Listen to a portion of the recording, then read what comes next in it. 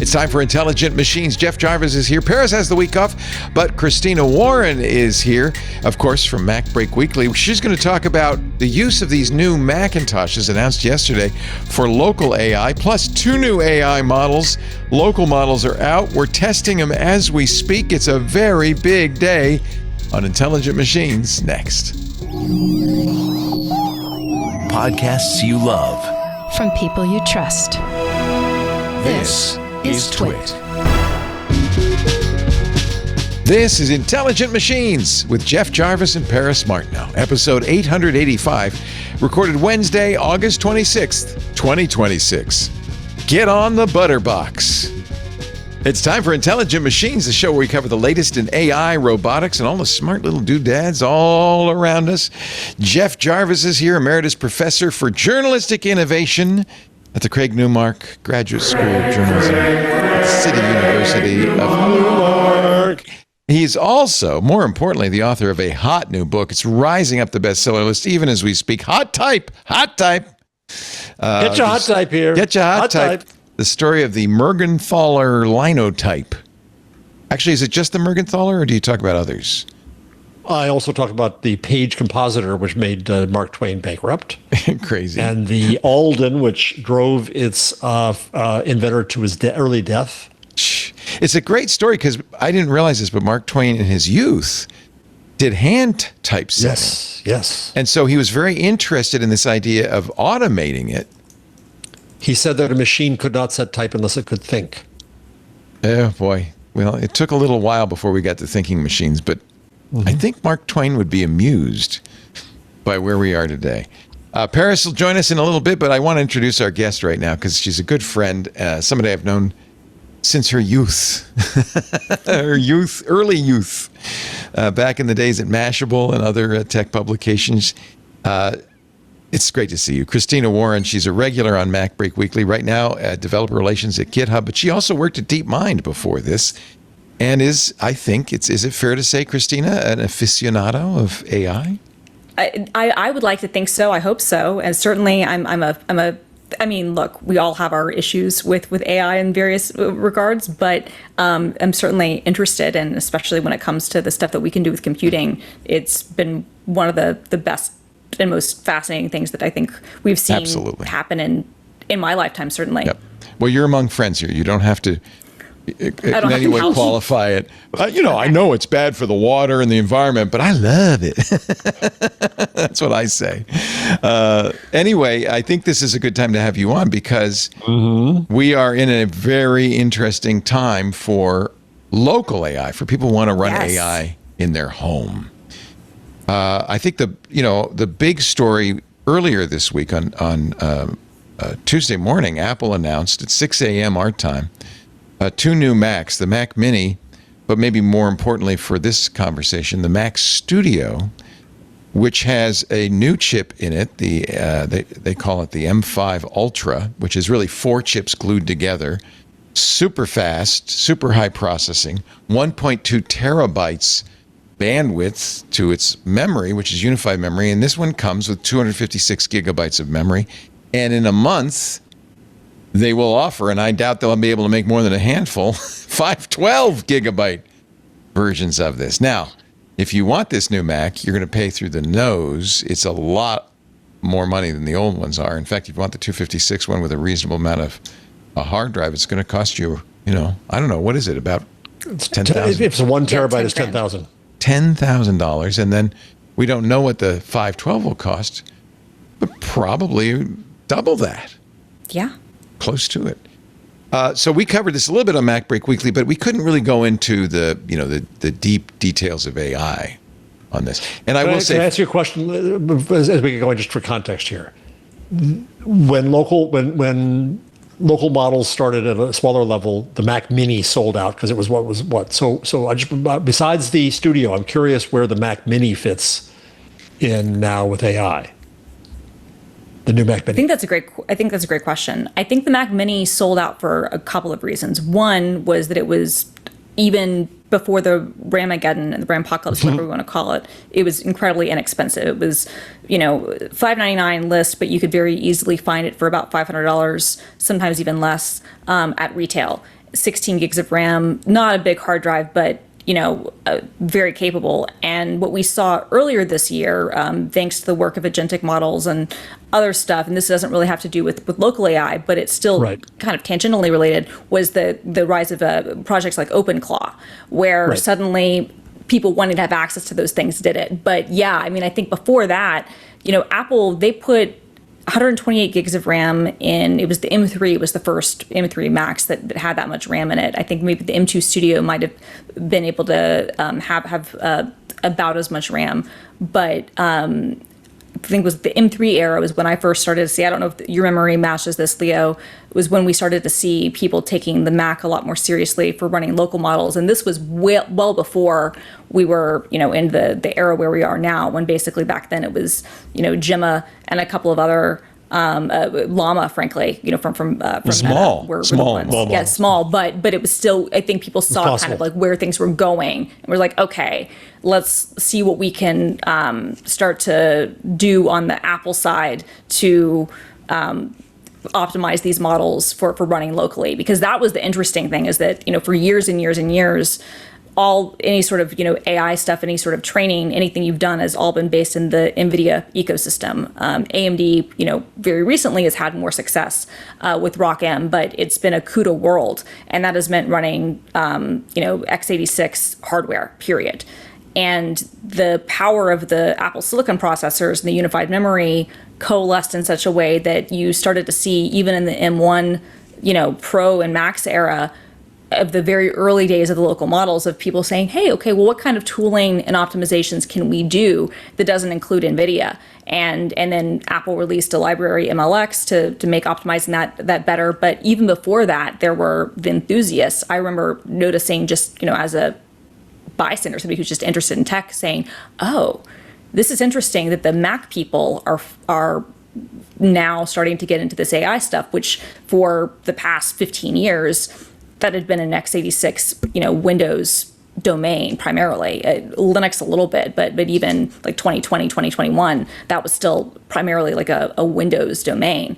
And that is not the case anymore. What Apple did that was kind of interesting, and earlier it had been done with gaming machines, is something called unified memory. They, instead of having, on a normal PC, you have the motherboard has RAM chips, and they're separate from the processor, and then there's a bus, the PCIe bus, or an express bus, that the processor shuffles stuff into RAM and out of RAM, and you're limited kind of by the speed of that. It's certainly it's certainly the fastest bus on the machine, but it's still not as fast as stuff inside the processor. Apple said, what if we put the RAM inside the die and connected it in a much speedier connection to the processor? They call it unified memory. Which is what the NVIDIA chips are going to do on well, NVIDIA is doing it now. Everybody's actually doing it now, because everybody's doing it now. But Apple was one of the first. It was certainly the first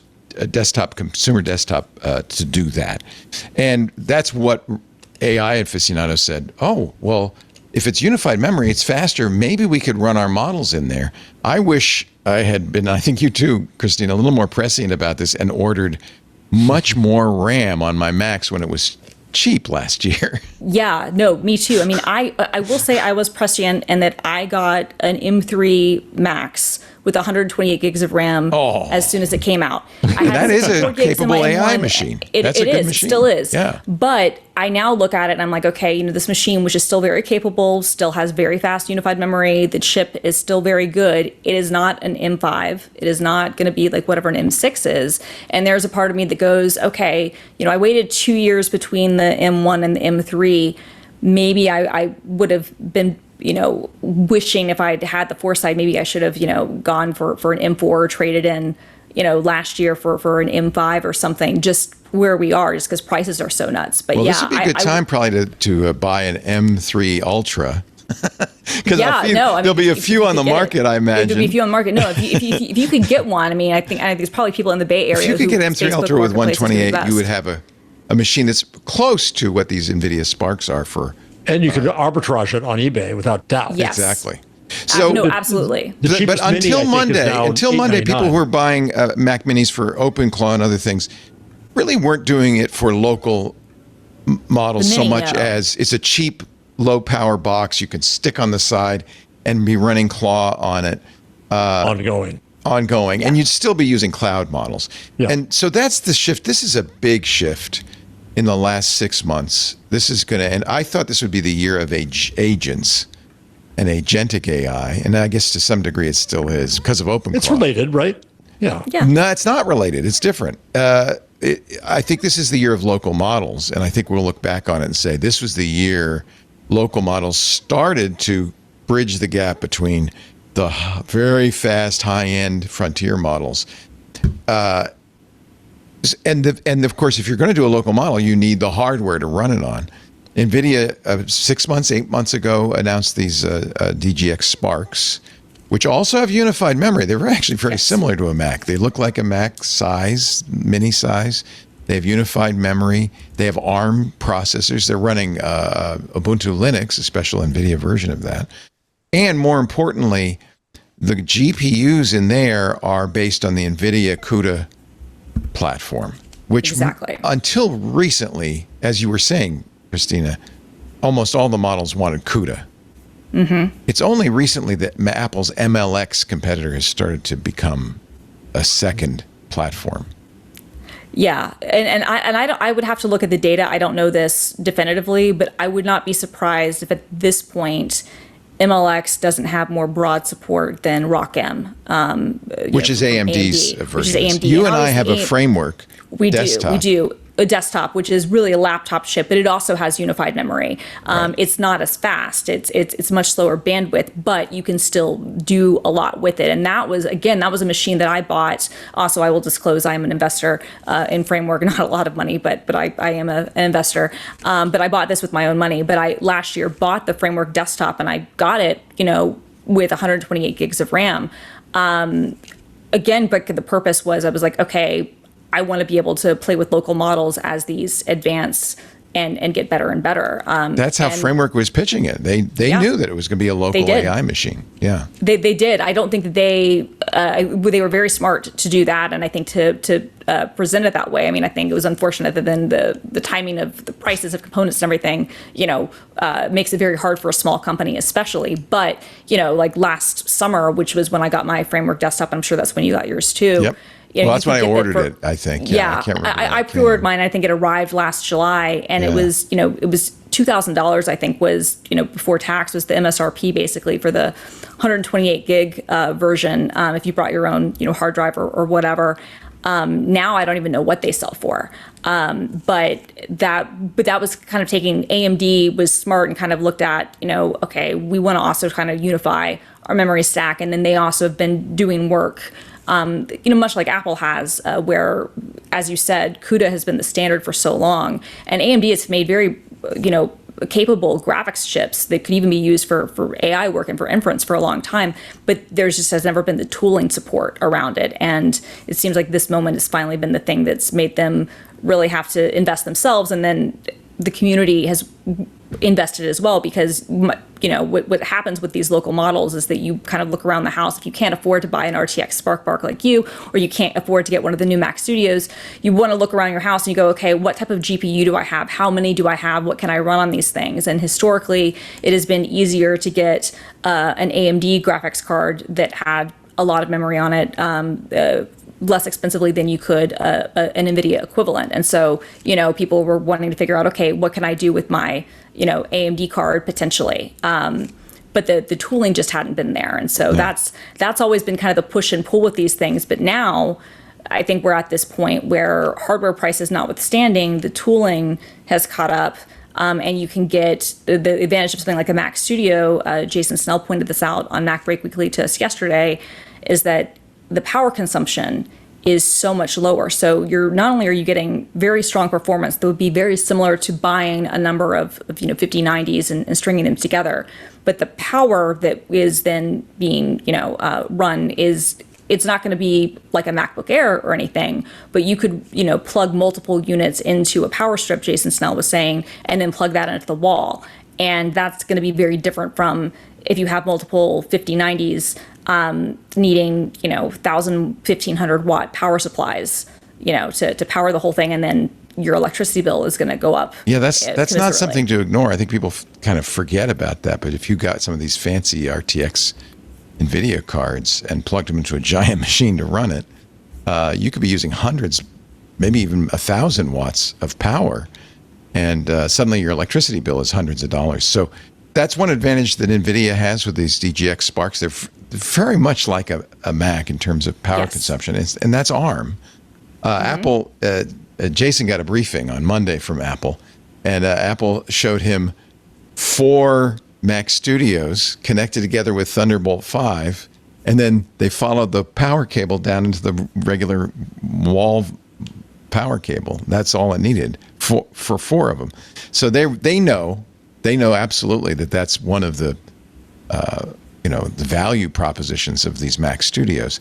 Do you think though, Christina? So, do I feel like a chump or what? Because like 2 weeks ago, I bought 2, not 1 but 2, almost $10,000 worth of NVIDIA DGX Sparks, hoping to run some of these exciting new local models that I knew were starting to come out, like DeepSeek V4 Flash.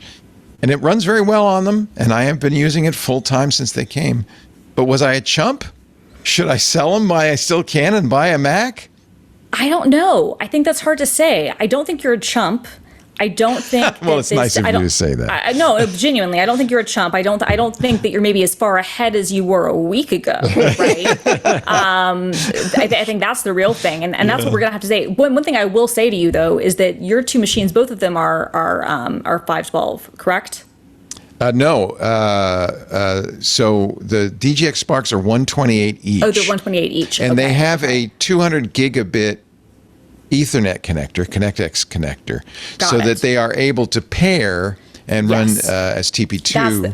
That's the difference. So that's going to be. It's not as fast as unified memory, but it is 256. It is 256, and I will say, I think if you're pairing them together, because Apple's configuration, what most people are using, they're using it's from a company called Exo Labs, I believe, which basically has created like a connector of sorts. There is performance loss there. And Apple even admits this. They say 4 of them is somewhat like 3 of them. Alex, I can't think of his last name, who has a great YouTube channel, might be Ziskin, might be his last name, does a lot of local AI stuff, especially on Macs and on other machines. And he's, done a lot of these, Ziskin is correct. He's done a bunch of this sort of work on local models and pairing a bunch of Mac Minis or Mac Studios together, and then comparing it with GPUs and other like mini boxes and mini PCs and whatnot. His channel is really, really great, and so he's kind of shown the differences in like what you lose when you connect all those together. And so I think that the Spark, even though it might not have the same unified memory, 2 of them together, you might wind up getting better performance than if you were to pair 2 studios together. But I don't know. This is going to be one of those things we just won't know. 2 studios would be $20,000. Well, exactly. So here's, I could sell the other kidney.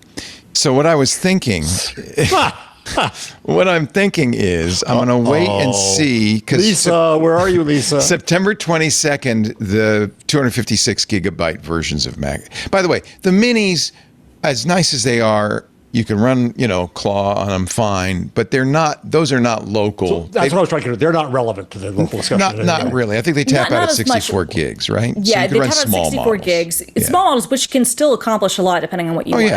I have my M4 Max 64 gig mini, and it's running QN. I'm running the obliterated version of it, which I'll show people later in the show, so I can plan all sorts of nuclear disasters with it. But and ask it about Chinese dissidents at the same time.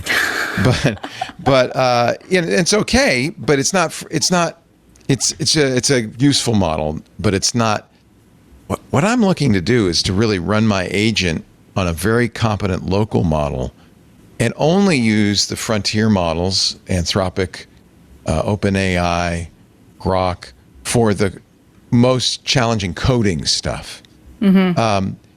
Now, we're going to get to this in a second, but that may even be possible soon locally. And we'll talk about 2 new models that came out this week, but I want to finish up the Mac conversation. So the strategy could be to wait September 22nd. These 256 gigs will come out. I'm sure a lot of people will be banging on these and trying to figure out, what can you do? How are they comparable? Is one 256 gigabyte Mac Studio with a M5 Ultra comparable to two DGX Sparks? Because that's roughly the same price. It's the same amount of RAM. You will get a lot more storage on your DGX Spark. I think I have 8 terabytes. Yeah, because it's 4 right. I was going to say each. you'll get but storage, one. I'm not so worried about storage. I mean, I don't run.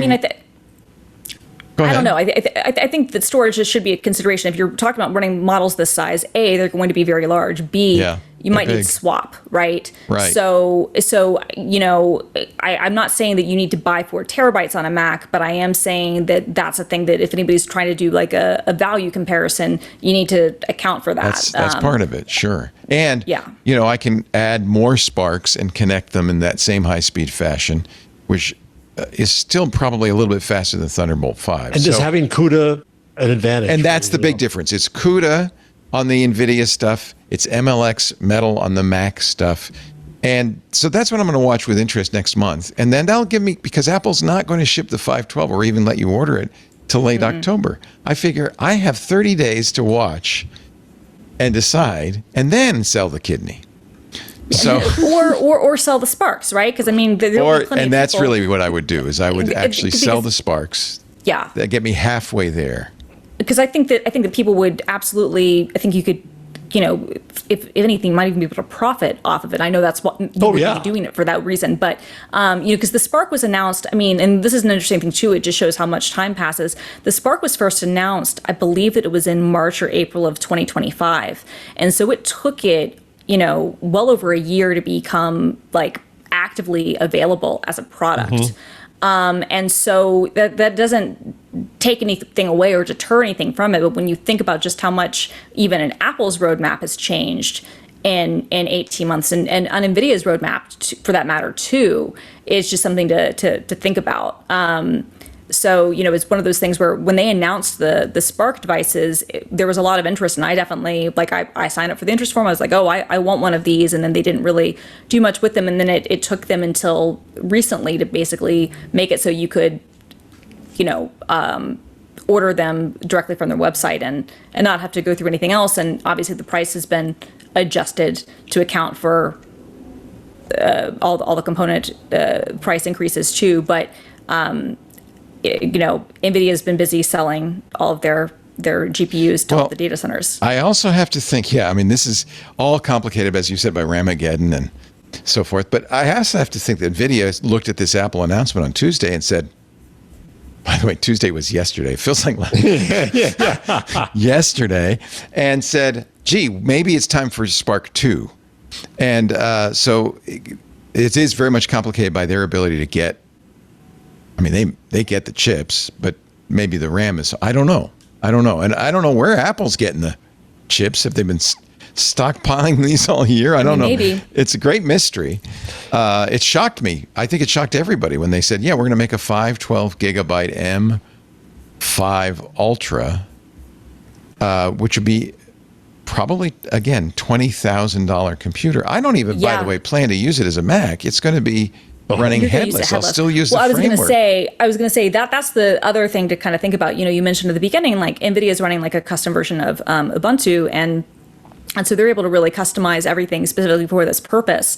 And there's not. I obviously love Mac OS. It's my favorite operating system, but Apple hasn't made a proper server version of their operating system in a dozen years. And they're, yes, you can run them headless and there are more things you can do with that, but there's still going to be overhead that's going to be involved, with that, because it's being expected to be used, at least the way that they sell them as a consumer desktop operating system, which is, I'm sure that they have their own custom, kernels and other things for what they're running in the cloud. But for what we consumers get, it is still going to be, a Mac, even if you're remoting into it, even if you're not connecting it to a display. Whereas the Spark and devices like it are much more purposely built, to be. Can I ask you both? Sorry, Christina. Can I ask you both this kind of a strategic question, which I raised in our chat before the show with Leo? It seems to me Two things. One, this whole local model thing is a bit of a surprise to the hardware market in terms of how quickly it's grown and all the possibilities. And then point two is that Apple was being criticized right and left, and quite properly, for not having an AI strategy. And oddly, I said before we got on, it seems to me that this could be its AI strategy, is run boxes to run local models. Let me give them some credit. One of the reasons Apple's ahead in some respects is they wanted to put AI in their phones. And they even talked about local models on their phones years ago. And so they had already started putting what they call neural processors into their A17, 16, A15, their early phone chips. So they were already doing this, and it wasn't such a stretch for them to say, oh, well, maybe there's a market here. But the possible volume had to be a surprise. Yeah. Well, everything's a surprise to everybody at this point. I mean, I don't think so. Where does this come out? I mean, so I put in the rundown that by one account from Verisal, in terms, and I'm not sure exactly where they get their data or how they get it, but they said that open weight token calls are now more than closed weight calls. It's grown like crazy. It's going to keep growing. Oh, the options are there, so it's huge. So where does this go? At first, for small businesses and such, but then everybody else on phones. Where does this go from the I didn't think the hardware was going to be the gating factor, and now the hardware kind of is to growth here. Where do you think this goes? Does Dell play in? Where does this? Dell makes some Sparks, by the way. Dell. Yes, that's right. That's right. There are multiple Sparks. I forgot that. Sure. Acer, right, Dell, Lenovo. They make their they're own easier versions. to get, I would imagine. I don't know. It's the same. Same. Yeah, I think it's probably the same. But the prices have gone up on all of them. Yeah. So. I mean, I don't know. I don't know what you think, Leo. I think that is an interesting thing because I think that we have two coalescing things happening with local models where you have or open weight models. Let me reframe it that way.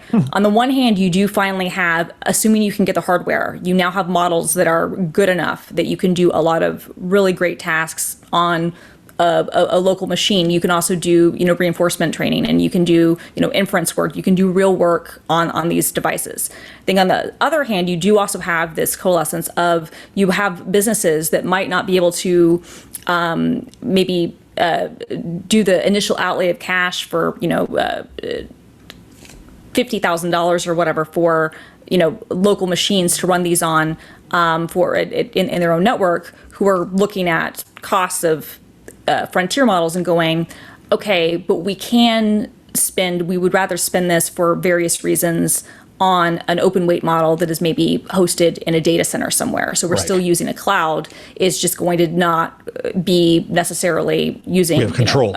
Opus. Exactly. But we can have more control. We can fine tune it ourselves. We can make modifications. We can ensure that all of our data is going to be protected. So I think there are almost like two similar stories where on the one hand, yes, if you can do it all locally in your own data centers or own, business operation or however you're wanting to run, you can do that. But on the other end, the open weight model story is not limited to just simply self-hosting, because these are also being hosted by all the hyperscalers too. And often, the amount of money that it costs to run these models for a variety of reasons is much lower than the frontier. Should somebody else have bought Open Router than Stripe? I mean, is that because it seems that's an opportunity? No, this is so. You asked me this last week when we had the news that Stripe was going to spend, what was it, $7 or $8 billion? To buy Open Router, and I think, having thought about it now for a week, I have a better answer for you, which is Stripe, which is all about dollar transactions, suddenly says, "Wait a minute, token transactions are another kind of currency, and we want to be in the token business." It's not quite a pivot. It's a little bit of a pivot, but I think it's a very smart thing. We're talking to something else, though. Let me reintroduce Christina. Hold on a second. We're talking to Christina Warren. She is the host of Mac Break Weekly. We love having her on every Tuesday to talk about Apple, but I really wanted to get her on because in her job, both at DeepMind with Google and now senior developer advocate at GitHub, she's definitely dealing with AI. In fact, we talked about the new Copilot desktop app on Mac Break Weekly. That's pretty amazing. And I'm sure at GitHub, one of the great beneficiaries, actually, of the AI revolution. Everything is happening on GitHub, including, by the way, all the models that I'm testing and downloading and so forth. Christina, can you share those numbers you shared with Benito and me before the show? Yeah. Let me pull up the numbers. So if you have, if you are a GitHub user, you might have noticed that we have our availability has not been as good as we would like it to be. We have been a little bit busy. And so some of the numbers that we shared some numbers in April. These are updated to August. So just to give you an idea of just how much things have grown. So in 2023, we were getting 20 million merged pull requests a month. As of 20 million. As of August 2026, 130 million. So going from 25 to 130 million. Our commits per month have gone from $500 million in 2023 to 2.9 billion in August, and that 2.9 billion is up from where we were. I think it's nearly doubled from where we were in April. The new repositories created per month, it used to be 5 million in 2023, 2024. It's now 24 million. So the growth, and this is expanded across the platform, has just exploded, and it really started when the frontier models got really good in November. But obviously, as people will use other models too, open weight will affect that as well. But yeah, I mean, when we talk about like AI stuff, this is where most people are hosting their code and are doing a lot of their work, and that certainly includes agents, and we've seen just ridiculous levels of growth that I don't think anybody could have prepared for, even if you'd done all the analyst planning, forecasting. I went forecasting to see it just literally 5-6x in some cases. I went in from some cases 4 half-assed repos to something like 30 within minutes. Right. And a lot of that's very useful. I go to there to see what people put their skills there. People put their code there. It's a very good way to see what other people are doing. And we're in such early days here with AI that I think we're all learning from each other, and GitHub is a great kind of place for people to get together and post stuff and learn from stuff. I'll just share this one last stat. Sure. Since April, monthly commits have grown from 1.4 billion a month. So this is since April to 2.9 billion. So more than doubled. Literally, the number of commits have doubled since April, which is it's not even September. It's only going to get worse. It's only going to get worse. Or better, I guess, depending. Depends how you look at it, right? But just depends on whether you're a sysadmin. Right. More code is being written than ever before, regardless of who you are. More people are starting to write code, whether it's human, initiated or agent initiated, doesn't really matter at this point. But like more and more of that's happening. Like you were saying, Leo, like went from having I have a few side projects and things. Now it's like I have an idea. And now, whether it's using a local model or I'm using something else, frontier model, cloud, whatever, I can iterate and play around with that idea and I can deploy it. And that's the sort of thing that, used to take a lot more consideration, and now it's just a prompt. Yeah, I've used GitHub for a long time. I'm a fan and a proud member. But a lot of people, Anthony Nielsen is saying, I don't really understand GitHub, but I'm using it because the agents understand it. Exactly. The agents know it. It's a natural thing. I was going to say it is. That's the thing, right? Because if you're building something on your computer and going, okay, I want to be able to deploy this. I want to test this out. I want to be able to have version control, which of course you want to do.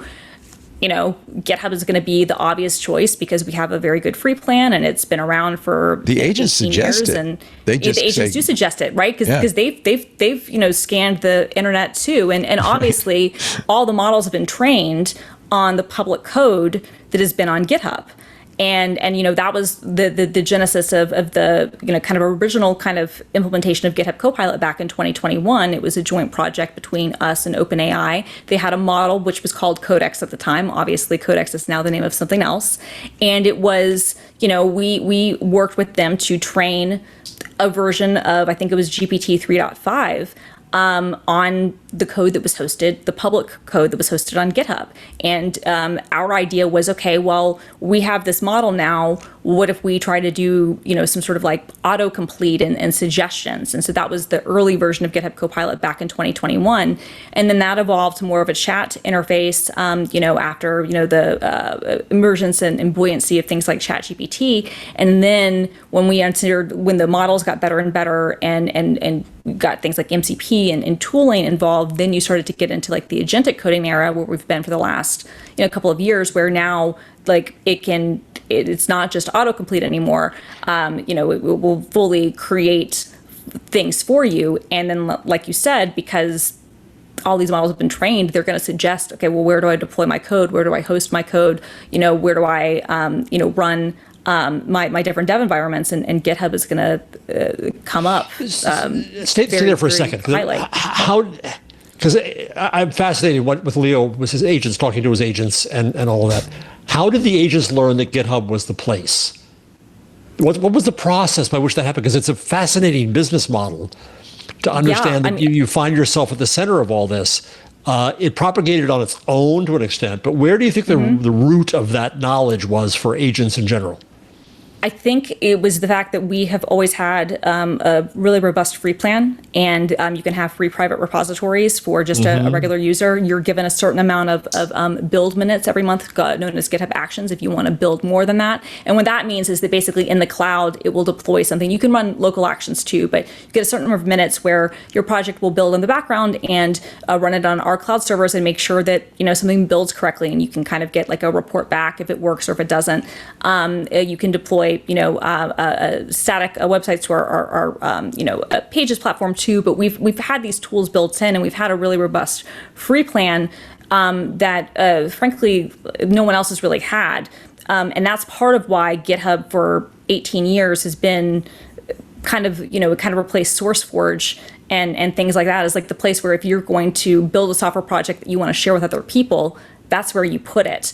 And at first, the emphasis was very much on it's going to be public, but private repos have been a thing for a very, very long time. And the fact that, you can get them for free, I think the agents know that, as they're scanning the web and documentation and anything else. The fact that so much code was already on GitHub also added to that. The fact that we have had, very well documented, like processes of how to use our SDK and our APIs, because so many businesses and individual developers have used us. That also means that the agents will know how to use it too. So I think it was a coalescence of all of those efforts that really said, okay, well, why are we recommending GitHub versus someone else? It's just because that's A, where all the code is, B, the infrastructure and the documentation was already in place, and C, like that's what it was trained on. And so I think it's a model to whiny media companies, news companies and such that, I don't get links anymore. Well, you're not useful. If you put yourself in a position where you're useful to these agents, where you had repositories of data and information, then they'll figure it out. It's a really interesting new model for where that goes. I was surprised. One of the very first things, maybe the first thing I ever wrote with Claude Code was an RSS reader. And Claude Code has a GitHub MCP server, as does my Hermes agent. Everything does. And I said, yeah, go ahead, put it up there. And then a minute later, it says, okay, so I have a Linux, Mac, and Windows version of your program running. I said, I don't even know how that happened. It goes, this is actually one of the great things. We don't talk about this much with these AIs and LLMs, is they're great for learning. I mean, I knew about GitHub, and I knew what CI/CD was, but I'd never done continuous integration, continuous deployment. I'd never done it because I'm not in enterprise. So it did it. And that's how I learned about it. It was fantastic. I thought, oh, you can build these binaries and I could just download them on all my different machines. I was blown away. So yeah, this is why GitHub is a natural, and a lot of people using it. We're talking to Christina Warren, who is developer relations at GitHub. She's in a good seat right now. We got to take a break, Christina, and I haven't gotten to the local models. Do you have some time? Yeah, of course. Do you need to run? No, I'm good, actually. I want to talk about Ox Alpha. We now know what Ox Alpha is. And who made it. The secret is out, and we had two this morning, not one, but two. 6 a.m., I'm up early, because I know Qwen 3.8 Flash is coming out. And then another surprise. Ox Alpha came out and admitted what it was and said, and by the way, you want to try it? You want to download it? Because you can. So we're going to talk about that when we come back. It's so great to have you, Christina. I'm sorry Paris isn't here. Jeff, you and I are nitwits. She told us last She week. did, and you blessed it. It's my fault. It's my fault. I'm sorry. No, it's all. But, all the don't three have guys. to throw yourselves on the sword. She told us. She said there's a going away party for somebody at Consumer Reports. I'd like to go, and I said, well, please, by all means, go to the party. You don't want to miss that. But She said, hey, I felt we're lucky bad about because being gone, and Leo said, no, priority, go. yeah, I urged her to go and then forgot all about it. Sorry, but hey, we're glad Christina's here. Christina, and we're glad you're here. no better time than I to have have to you take a here. break. Yes, couldn't be a better time. Actually, it's like I planned it, but I Yes, brilliant. Leo. We'll have more in just a little bit with Christina Warren, Jeff Jarvis, and Intelligent Machines. Our show today brought to you by OutSystems. Love these guys. Look, we've all seen the headlines these days. How can you miss it? In fact, you're listening to this show, so I know you're hearing it. Companies are pouring money, big money, into the AI sphere. The big question on every executive's mind, every leader's mind right now is not just how fast can we adopt this? It's where is the ROI?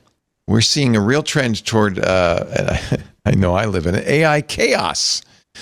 Maybe this is in your company too. You've got teams deploying standalone coding tools, like little silos, random agent builders, experimental scripts. It sounds like innovation's happening, but really it's creating a massive headache. Fragmented tools, ungoverned data, no doubt serious security blind spots, and then costs spiraling out of control. Token maxing. If you don't bring those agentic applications under control now, while they're still kind of burrowing into your core processes, in the long run, you're going to look at broken systems and possibly damaged customer trust down the road. There's a better way, and that's where OutSystems comes in. They've been doing this. They know for more than a decade. OutSystems is the leading agentic systems platform for the enterprise. Instead of managing a patchwork of disconnected tools, OutSystem lets your team engineer, orchestrate, and govern your entire agentic ecosystem on one open, unified platform. This is what you need. It's built for the speed of AI, but you don't sacrifice the reliability and the security that enterprises demand. Right? We're talking about real results. KeyBank, in fact, you can see this right on the website. A great example. They used OutSystems. KeyBank is a bank to deploy a customer-facing app that delivered 75% faster onboarding times. Yes, you can design apps for your customers. Or how about the global logistics leaders who built agentic systems to eliminate their engineering bottlenecks? With OutSystems, you don't have to choose between speed and control. Whether you're a small team or a massive enterprise, OutSystems helps you engineer, orchestrate, and deploy agentic systems that actually scale. Stop chasing the hype. Start owning your agentic future. You can see how it works and learn more at outsystems.com/twit. That's outsystems.com/twit. We thank them so much for their support of Intelligent Machines. So we were talking about this all last week. It was all the rage on X.com.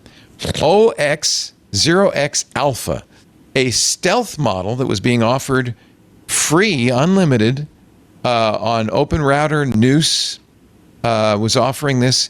Open Router said we have a capacity for 100 trillion tokens. And everybody's going, well, who could this be? It's not the first time. I think Kimmy did this. They had a stealth model that they were, some time ago. I forgot that. So it's not the first time it's happened. There's a lot of speculation. Open Router said no, they're not training on your prompts. They're not saving your data. But there's a lot of speculation that whoever's doing this might be using this to improve their model before they ship it for real. I don't know if that's the case or not. People tried all sorts of techniques to figure it out. This was kind of funny. The folks at Google pretended that it was theirs. Did you see that, Christina? They tweeted, yes, the friends we met along the way. And it was like, dudes, it isn't Gemini. It isn't. People had all sorts of ideas, but more and more they converged on ZAI, whose model 5.2, GLM 5.2 was very good. They then released 5.3, which was, they said, the same model, the same LLM, but post-training was improved, and it was very good. I actually am using it in my agentic workflow for the coding I'm doing. It's one of my auditors. It's very good. And then I played with OX Alpha, and I was very impressed. Did you play with it at all, Christina?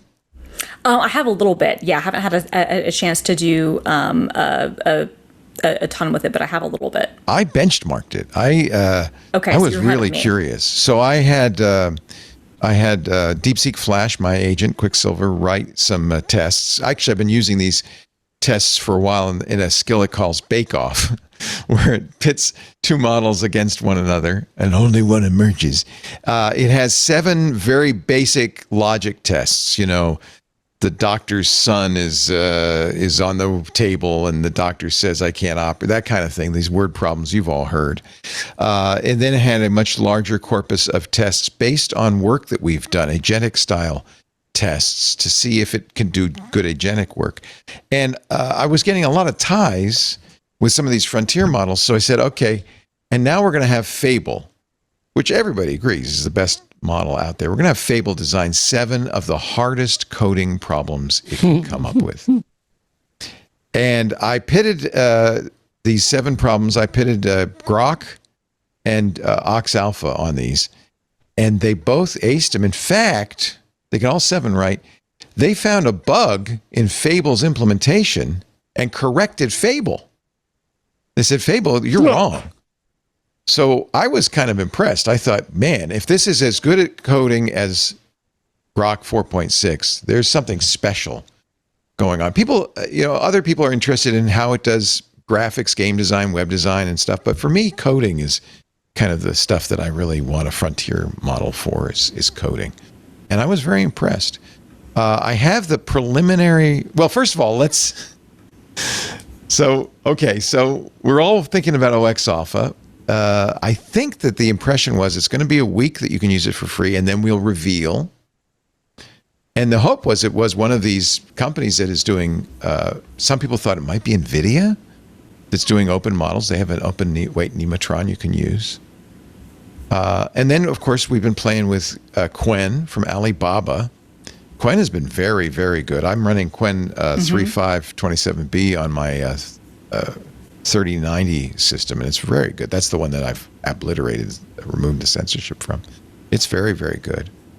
I did give OX Alpha and Qwen these tests. And then this morning at 6 a.m., I got up early because I knew this was going to happen. Alibaba announced the release of the open weights of Qwen. Hey, real quickly, can you give me your screen? Oh, I don't have you don't have my screen. That would make it hard for you to see what I'm looking at right now.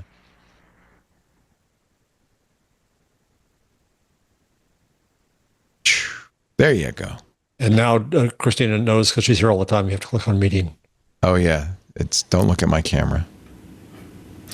So 6 a.m., we're all up early. Everybody, all the YouTubers are on live streams installing 3.8.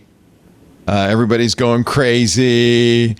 I downloaded it immediately and installed it. It runs in FP4. Actually, it ran in FP8 on the Sparks, which is the higher resolution version. But I then downgraded it to FP4 because it couldn't finish the tough coding ones. And so I still haven't benchmarked FP4 because ZAI said, oh yeah, Ox Alpha. That's GLM 5.3 Flash. Were you surprised, Christina?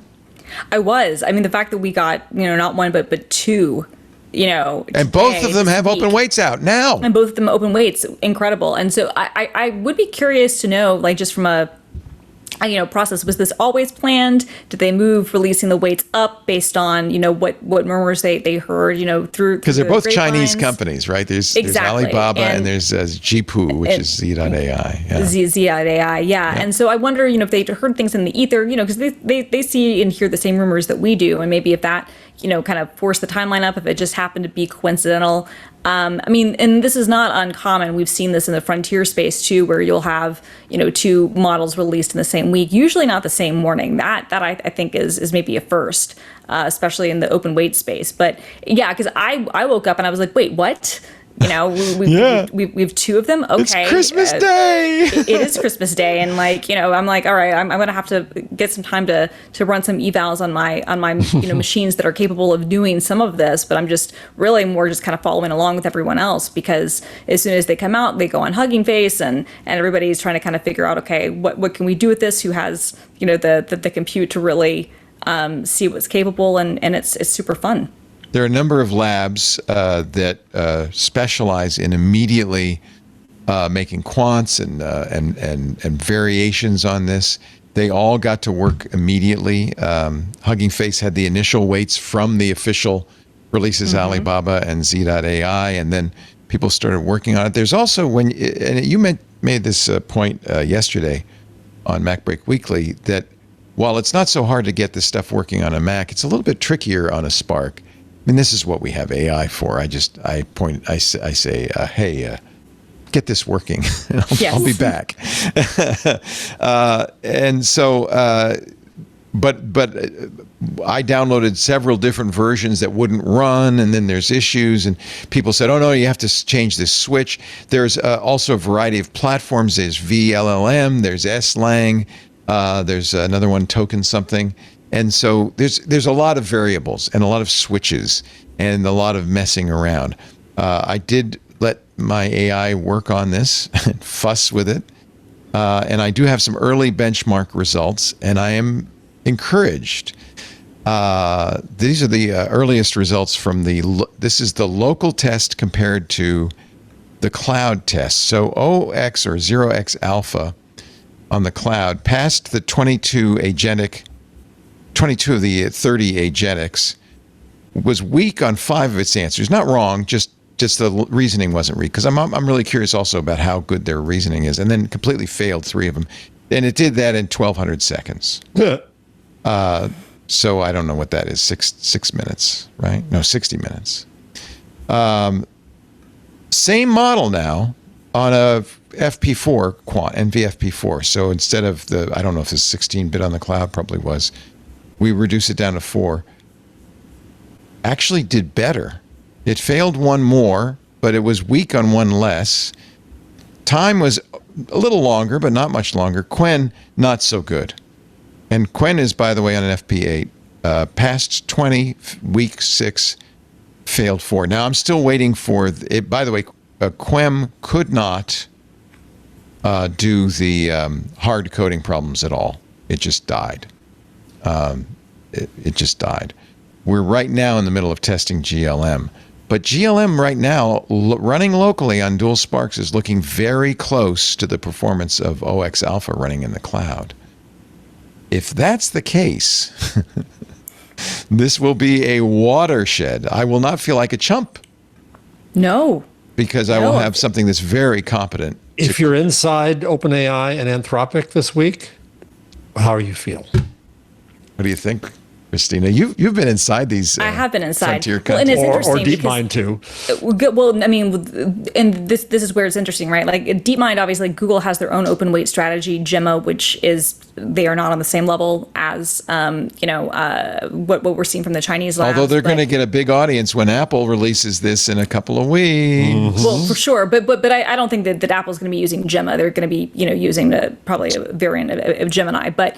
But Google does make, certain, have open weights available, and it's just at a different cadence. It's a different thing. They're arguing that they have billions of uses for it already out there. It's that Google argument.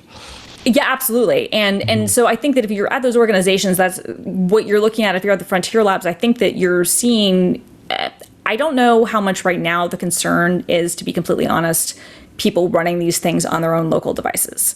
I think the bigger concern with open weight is how much less expensive is this going to be if someone is getting this from a hyperscaler, either through Open Router, because kind of pick your own poison, or someone like Amazon or Microsoft Foundry or Google Cloud, or whatever the case may be.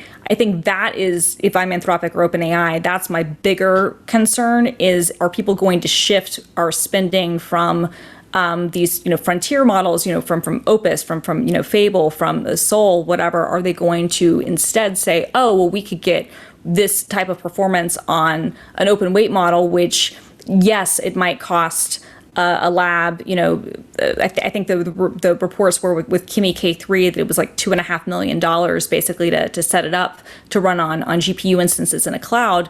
Okay, there might be some outlay of cash that has to go into that, but if that can be run, by a hyperscaler, will those token prices be much less expensive than what we're paying from OpenAI and Anthropic? And for individuals, you can get a Claude Code Max subscription, or you can get a Codex subscription, and you can get a lot of compute for your dollar. But businesses, by and large, are having to pay API pricing, which is much more expensive. And so I think that's, if I'm OpenAI or Anthropic, my concern at this moment is more about the capabilities, and will businesses opt to, especially if I'm Anthropic, frankly, are they going to opt to use maybe a less capable but still powerful open weight model that can also be customized and that can maybe made to be specific to a specific organization? Or I think that's the bigger concern then, are people going to be spending hundreds of thousands of dollars on hardware to run locally for everybody in their business? So you're seeing that already this week, right? You see Thomson Reuters has created its own legal version. Yes. Competing with others. You see AT&T last week said that I think half of their computing is now, AI computing is now done on open weight models. It is the Palantir model. Yes. Screw the hosted frontier models. That's all wrong, CARP says. Go with our saddle and do it this way. So it just seems at a time when a certain company is going to say it has a $30 trillion market, this is dangerous for them. Well, we already saw a little bit of this when the Chinese company DeepSeek offered DeepSeek V4 Flash. That's when I first started using it at the end of last month for pennies. And it was very good. And it was, so I think one thing companies are realizing is, look, there's no question you're not going to run Fable on your dual DGX Sparks. We were talking about models now with 10 trillion bytes. That's data center. You're never going to, well, not never, I should never say never, but it's unlikely that anytime soon you'd be running that locally. So those companies are going to have a business, but you nailed it, Christina. How much can they charge? And companies are learning that you don't need the frontier all the time. Exactly. In fact, you only need a little bit of the time. In fact, that's why I'm so interested in local models. I know I'm still going to use Fable. I'm not saying I won't, but what I am saying is I want to do as much locally as I can. And I think that is rapidly changing.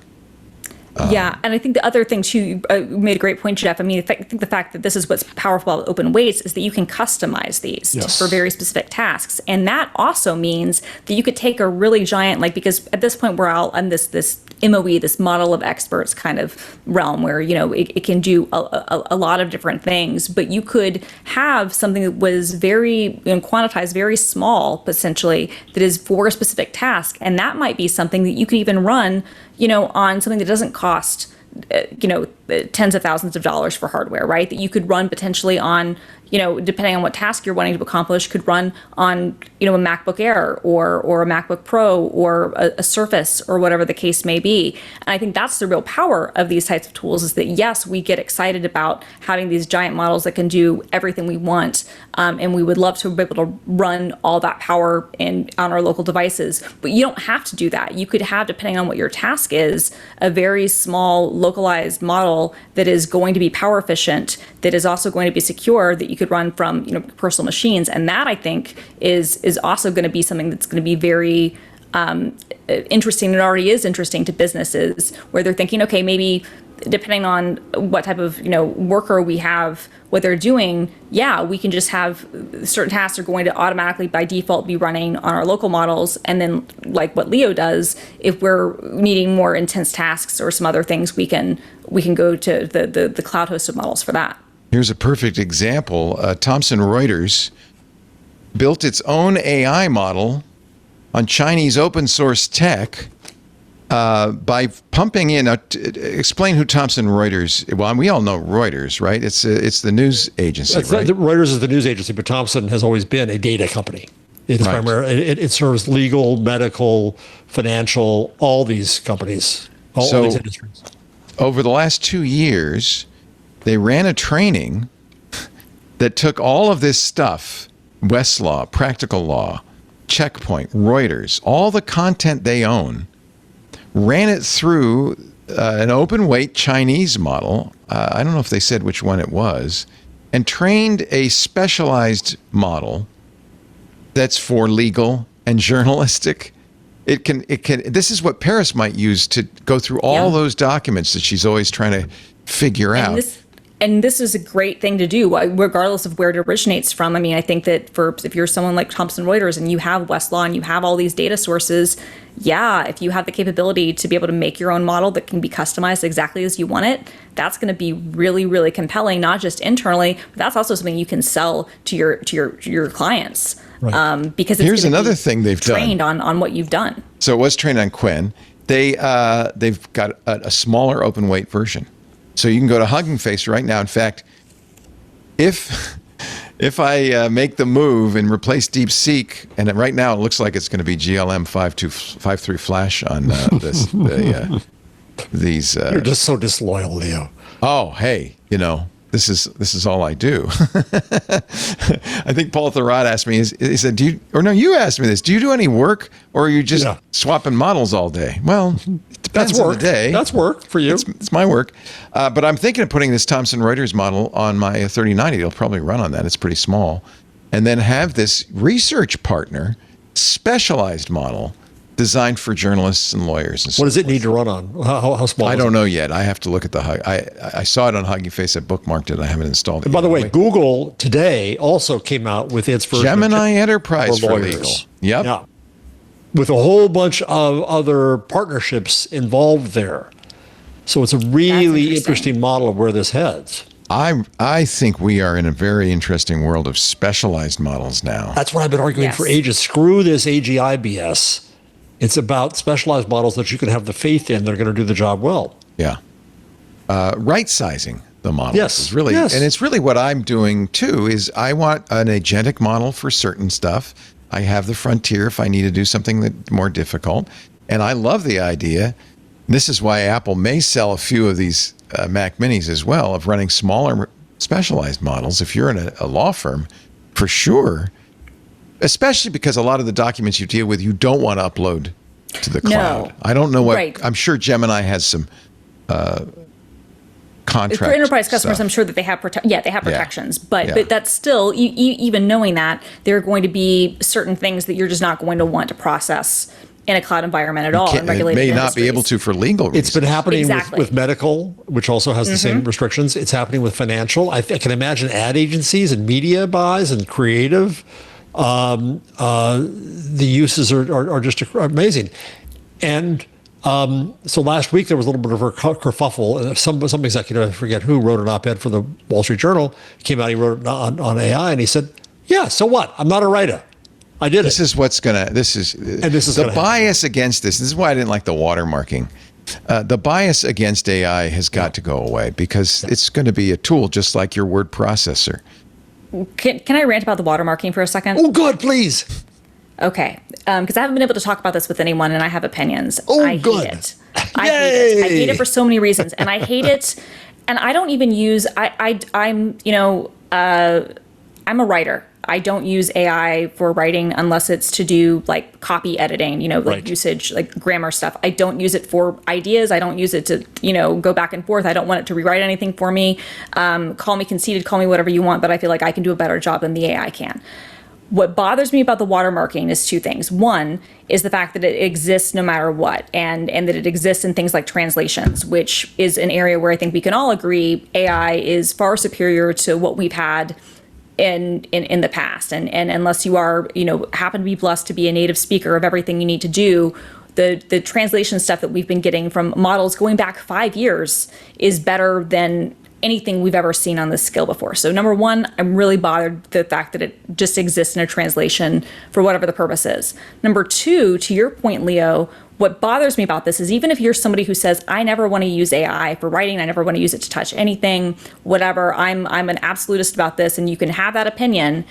If I now have, my word processor, whether it's Microsoft Word or Google Docs or anything else, if it's now connected to one of these models and I now get a suggestion, does this now mean, and they haven't given us the information about this, so we don't even know the answer to this question, does this now mean that because I accepted an edit suggestion the same way that I would accept an autocorrect suggestion for spelling or for grammar 20, 30 years ago, that now I'm going to be basically, have a scarlet letter of this touched AI, and now I'm going to be accused of plagiarism or anything else. And I think that I understand why we need watermarking and we want to have like provenance of things, but the fact of the matter is that the people who are going to use this to cheat are going to use open weight models that they will just denerf and find a way to hide watermarks from. They're going to find a way to do it anyway. And the people who are going to be potentially tarred and feathered incorrectly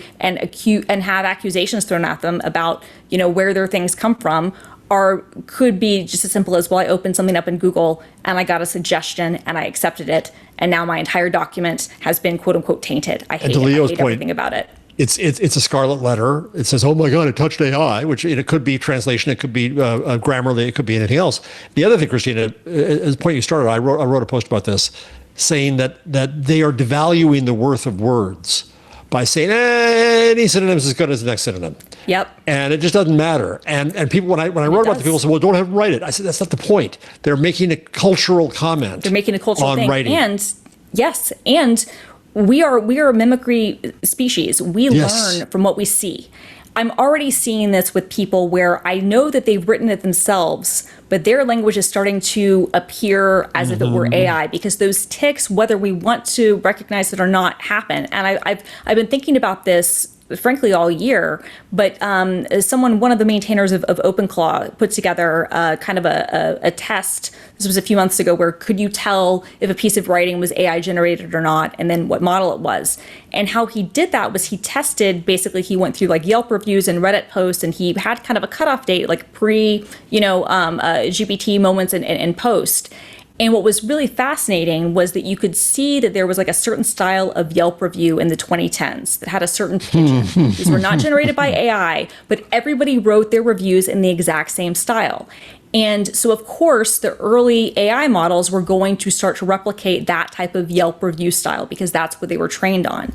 Now, as people started to push back and use these things in different ways, and they started to train differently, then the outputs became different. But what's also happening is that the way that we write and communicate is going to mimic what we've seen the AIs do. So to your point, I'm also bothered that they are basically saying words have no value and we can use one synonym for another, because it doesn't just impact people who may or may not use those tools in the course of their creation process. It affects all of us because it's now part of the ecosystem, and words matter. And I think that, making trade-offs simply because you want to be able to show some sort of provenance of something, when, like I said, the people who are trying to get around this will get around it anyway.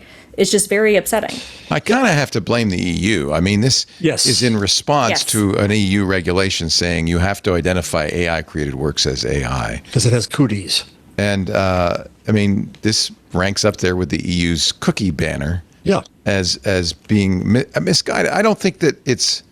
I think they're trying to do the right thing, but you have to go to the motive behind it. Why? Because there's something bad about AI. There's something wrong with AI. What bothers me. So see if I led a friend astray this week. Somebody called me this week, and they had to write a report, and it was a whole bunch of stuff to put in it, and they just said, "Well, let me see what the AI does." They looked at the report that it wrote, and it said, "It's pretty damn good." And I'll change some stuff, I'll edit it, but then what do I do? I said, you got to be transparent. You got to let people know you're headed into it, because you don't want to get caught. And especially with watermarking now, you don't want to find yourself where somebody says, "Ah, gotcha." And you got to make sure that all the citations are right and the things we know that AI gets wrong. But I think at this point you should say, I wanted to see what it could do, and there's nothing wrong with that. And I was impressed with what it could do, and I took responsibility for it, and here it is. I think that's going to be fine coming forward. We have to rethink education. We have to rethink journalism. We have to rethink certainly a lot of business communication. But okay, we have new tools now. Yeah, well, I mean, that's another thing too, Jeff. Like, imagine that because of these detection things, and I understand why they've done it. I blame the EU as well. But okay, a company has issued a press release. They used an AI model to write the press release. Now, I'm a news reporter. I don't use AI in any of my creation of stuff. I am not allowed to. Point. But because I block quoted the statement from the company. Good point. Now my entire work is going to be tarred and feathered, and I'm going to be, called a charlatan and everything else. Like, this is the problem, I think, with how these types of tools work. I'm not against even having sort of watermarks, but as long as there is a scarlet letter of sorts involved, and as long as, and I'm sorry, I am not going to rely on Pangram. I am not. I don't trust them. When I've used it, it is not accurate. They're one of the big AI detection tools. Right. And so the fact that all, Claude, Anthropic has said, all this will tell you is that AI was used in some way, not how much. Okay, well, if you can't do any better than that, and it's not even 100% certain. We think it is. So you're smeared. We think it is. And by the way, And Google's been doing this OpenAI for years with Synth ID. I mean, everybody, Well- I'm sure OpenAI is doing it too. That's my Well, we're question. not yeah. sure. I mean, the Synth ID don't thing is a know. paper, and I don't know this verifiably. Certainly, when I was there, I was not under the impression that that was being done for output in Google Docs. Maybe it was watermarked in Gemini responses. I think that that's very different than saying if I'm using this inside the product itself. Well, right? and what's the point of keeping it secret? If you're doing it, you have to tell people that you're doing it and give them a tool to detect it, or you haven't done Right. anything. Right.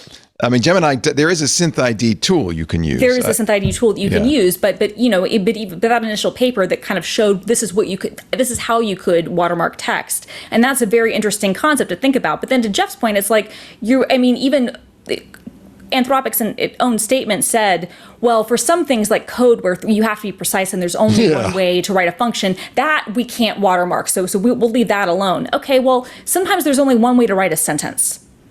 Yes. Or there are other reasons why you write it. It's not just the meaning of the word.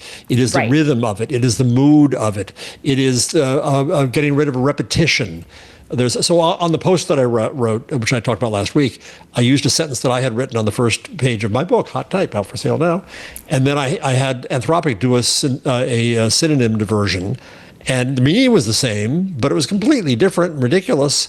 And they're just saying, I wonder whether the same would be true of transcriptions, too, because when you raise that, Yes. Christina, that's another interesting point. That is an interesting one. And I bet that for transcriptions, that's an interesting one because I think that they would want to be as precise as possible, right? I don't feel like they would insert things. Now, sometimes Yeah, you don't need know. a transcription to be literal. Do they even know it's Well, a that's what I mean. transcription, though, in that Yeah. sense?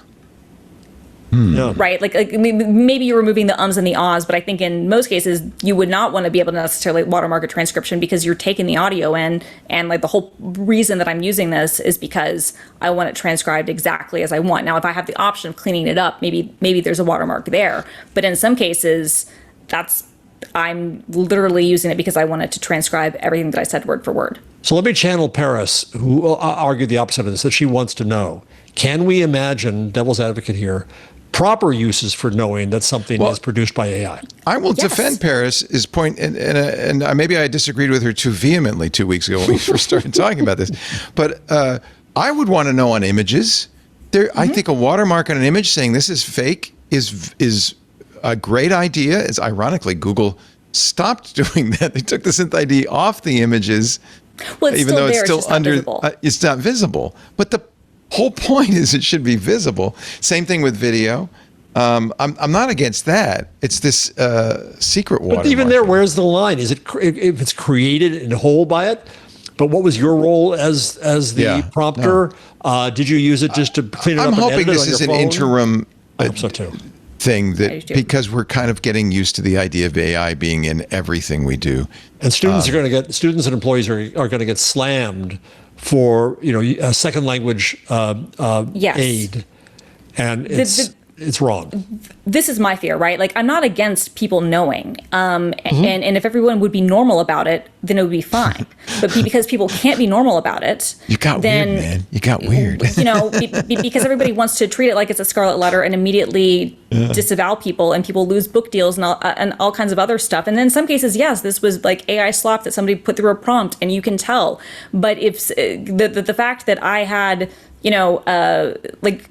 would I be forbidden from publishing something because I used spell check? Like, to me, that becomes kind of where we're getting. Yeah. Well, if you don't know how much this was done, then I'm not against the detection, but I'm against it being, used as a way to just immediately dismiss the content that's been created. I'm not against at all the fact that it's there. I just wish people wouldn't be weird about it, because I promise you, almost every single one of us, anything that we do, whether we are doing it intentionally or not, is going to be touching these models, for better or for worse. I'm not even arguing that that's for better. I'm really not.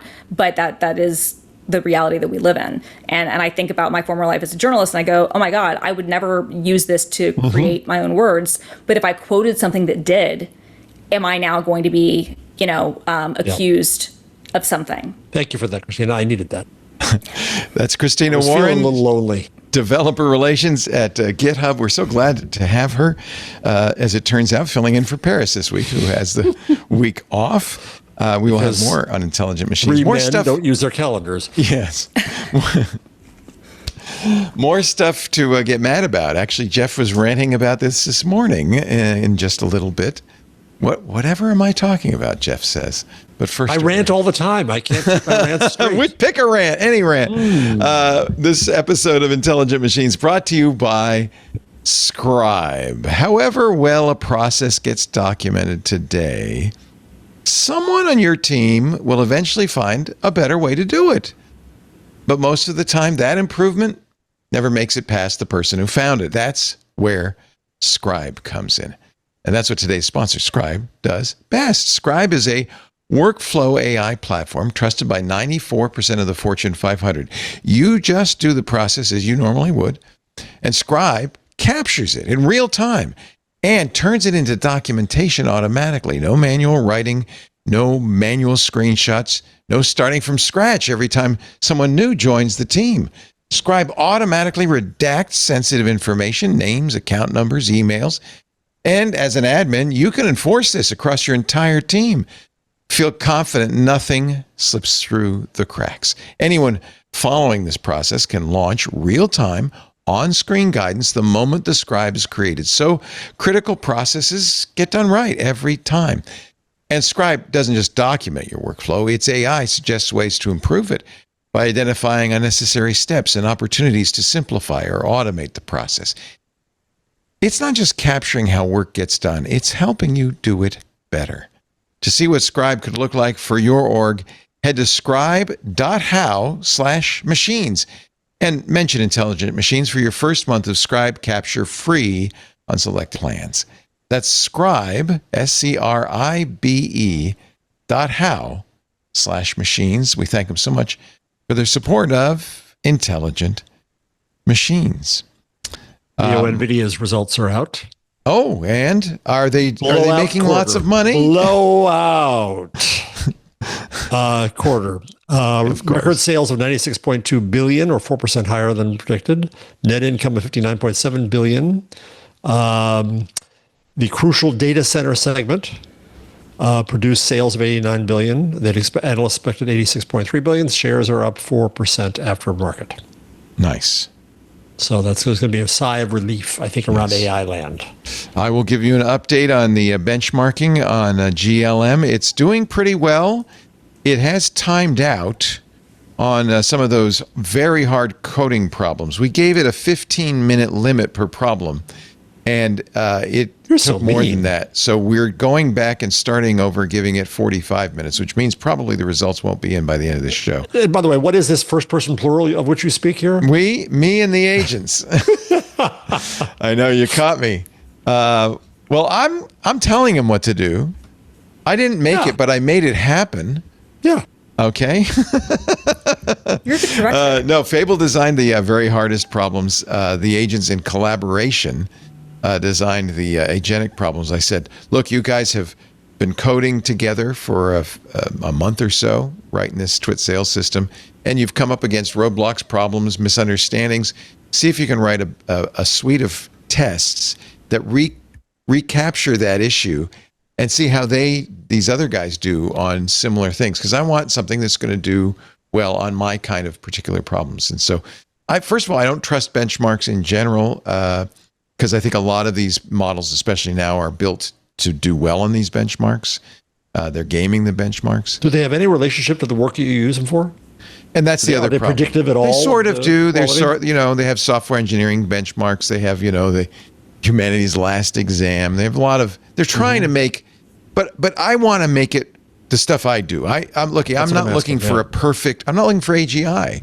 I don't care about humanities last exam. I don't care if it can solve weird, spatial issues. I want to know, can you help me get my work done? So that's why, and I think everybody should do this probably. I had the agents design their own testing framework. We call it a bake-off. There's 30 problems plus those 7 very difficult coding challenges. And I was blown away when Ox Alpha solved all 7.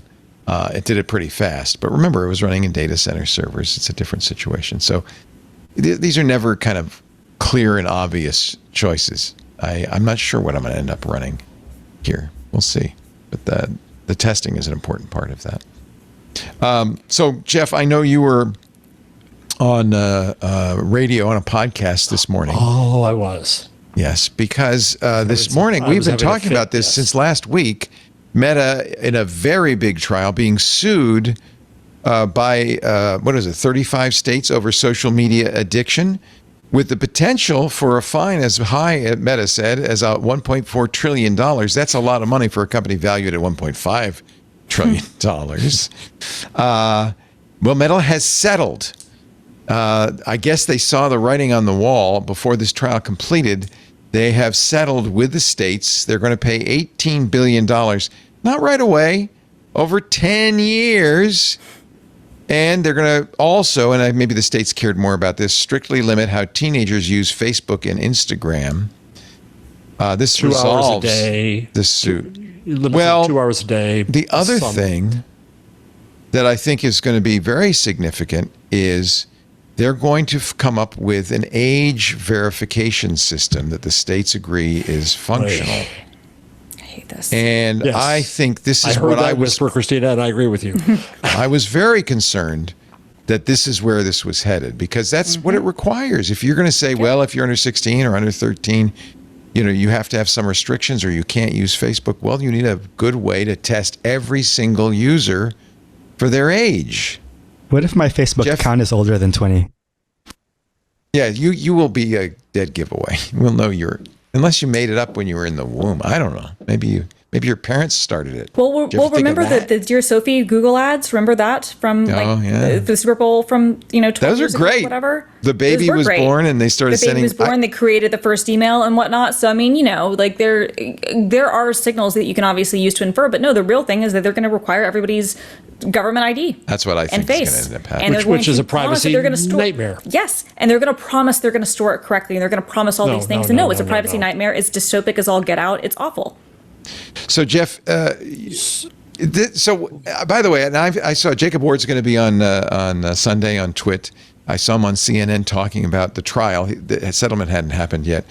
And he, like almost everybody, every journalist, I'm sure the podcast you were on, focused not on the harms.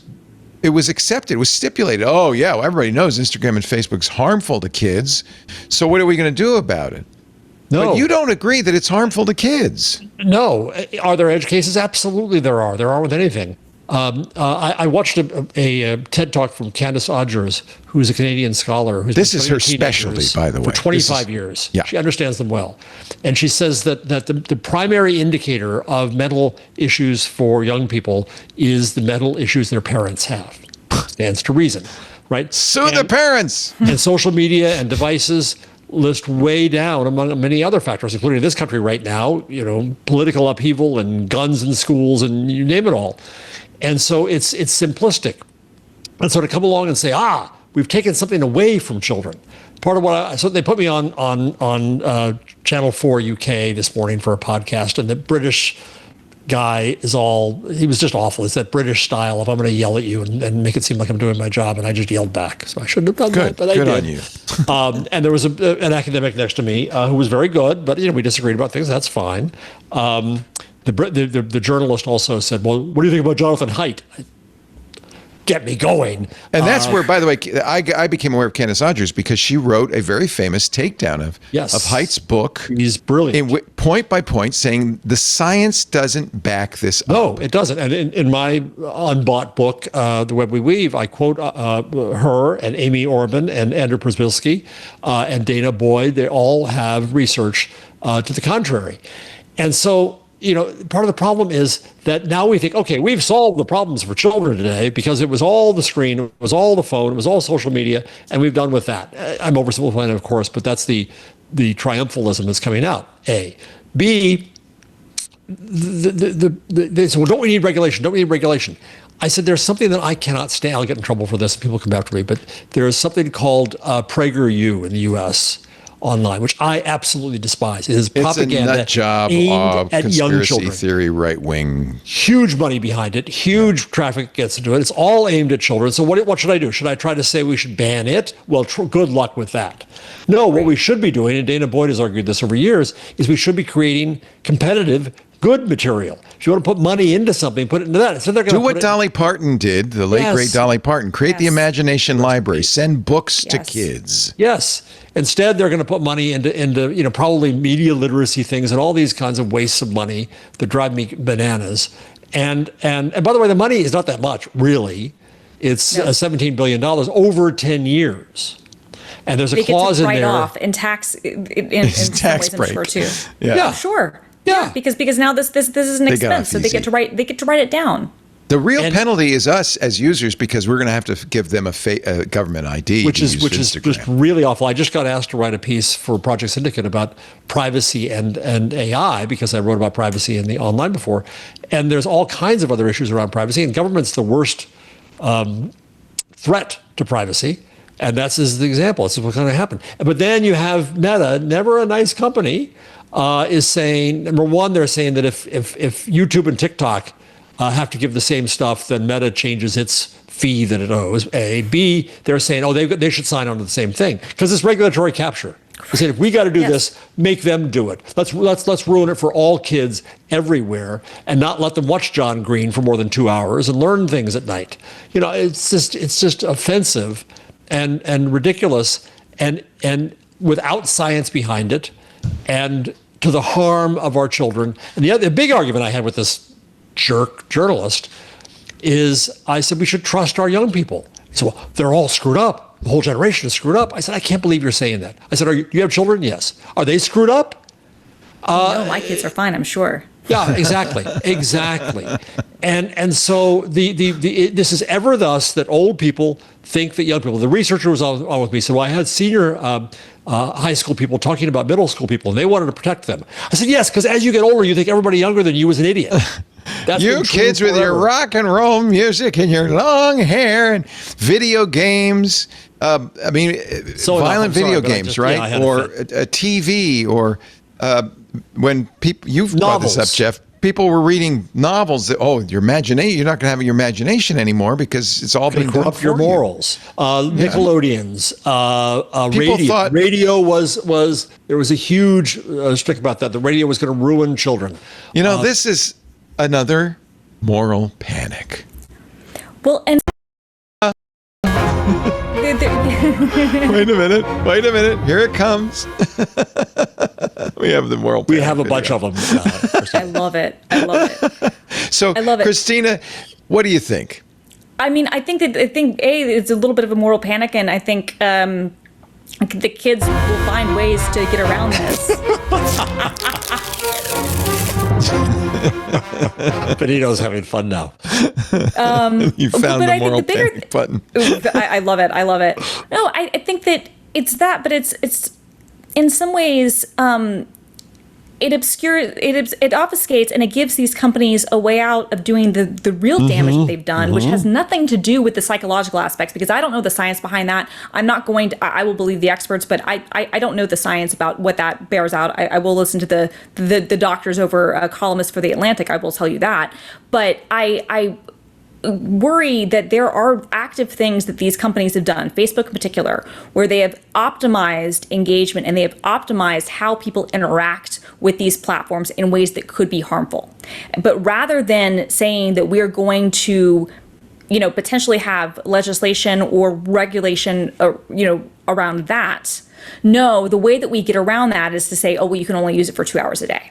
And that doesn't stop the really insidious stuff that can be very damaging and can have lots of issues, is in my opinion. So I think they're not focusing on things that actually these tech companies are responsible for, and instead are now saying, well, now all of us have to give up our identification and our privacy so that we can interact with the internet, because it's impossible to interact with the internet without, using Google or Meta or, any other number of basically everywhere you go, they're going to be. I already see this. So the AI models say, "How old are you?" before I can log in. We're going to see this everywhere. By the way, Florida did not settle. He said, "We'll see you in court." He's going to be lonely. The Florida Attorney General. All the other states said, "Yeah, that's fine." I suspect the judge might have something to say about it. There was one of the key. What does Paris calls it? The key cases. The New Mexico or the bellwether? No. There's a word she has, the umbrella for these bellwether. Oh, yeah. A New Jersey one was dropped, so they're clicking off one by one. We'll see. We'll see what happens.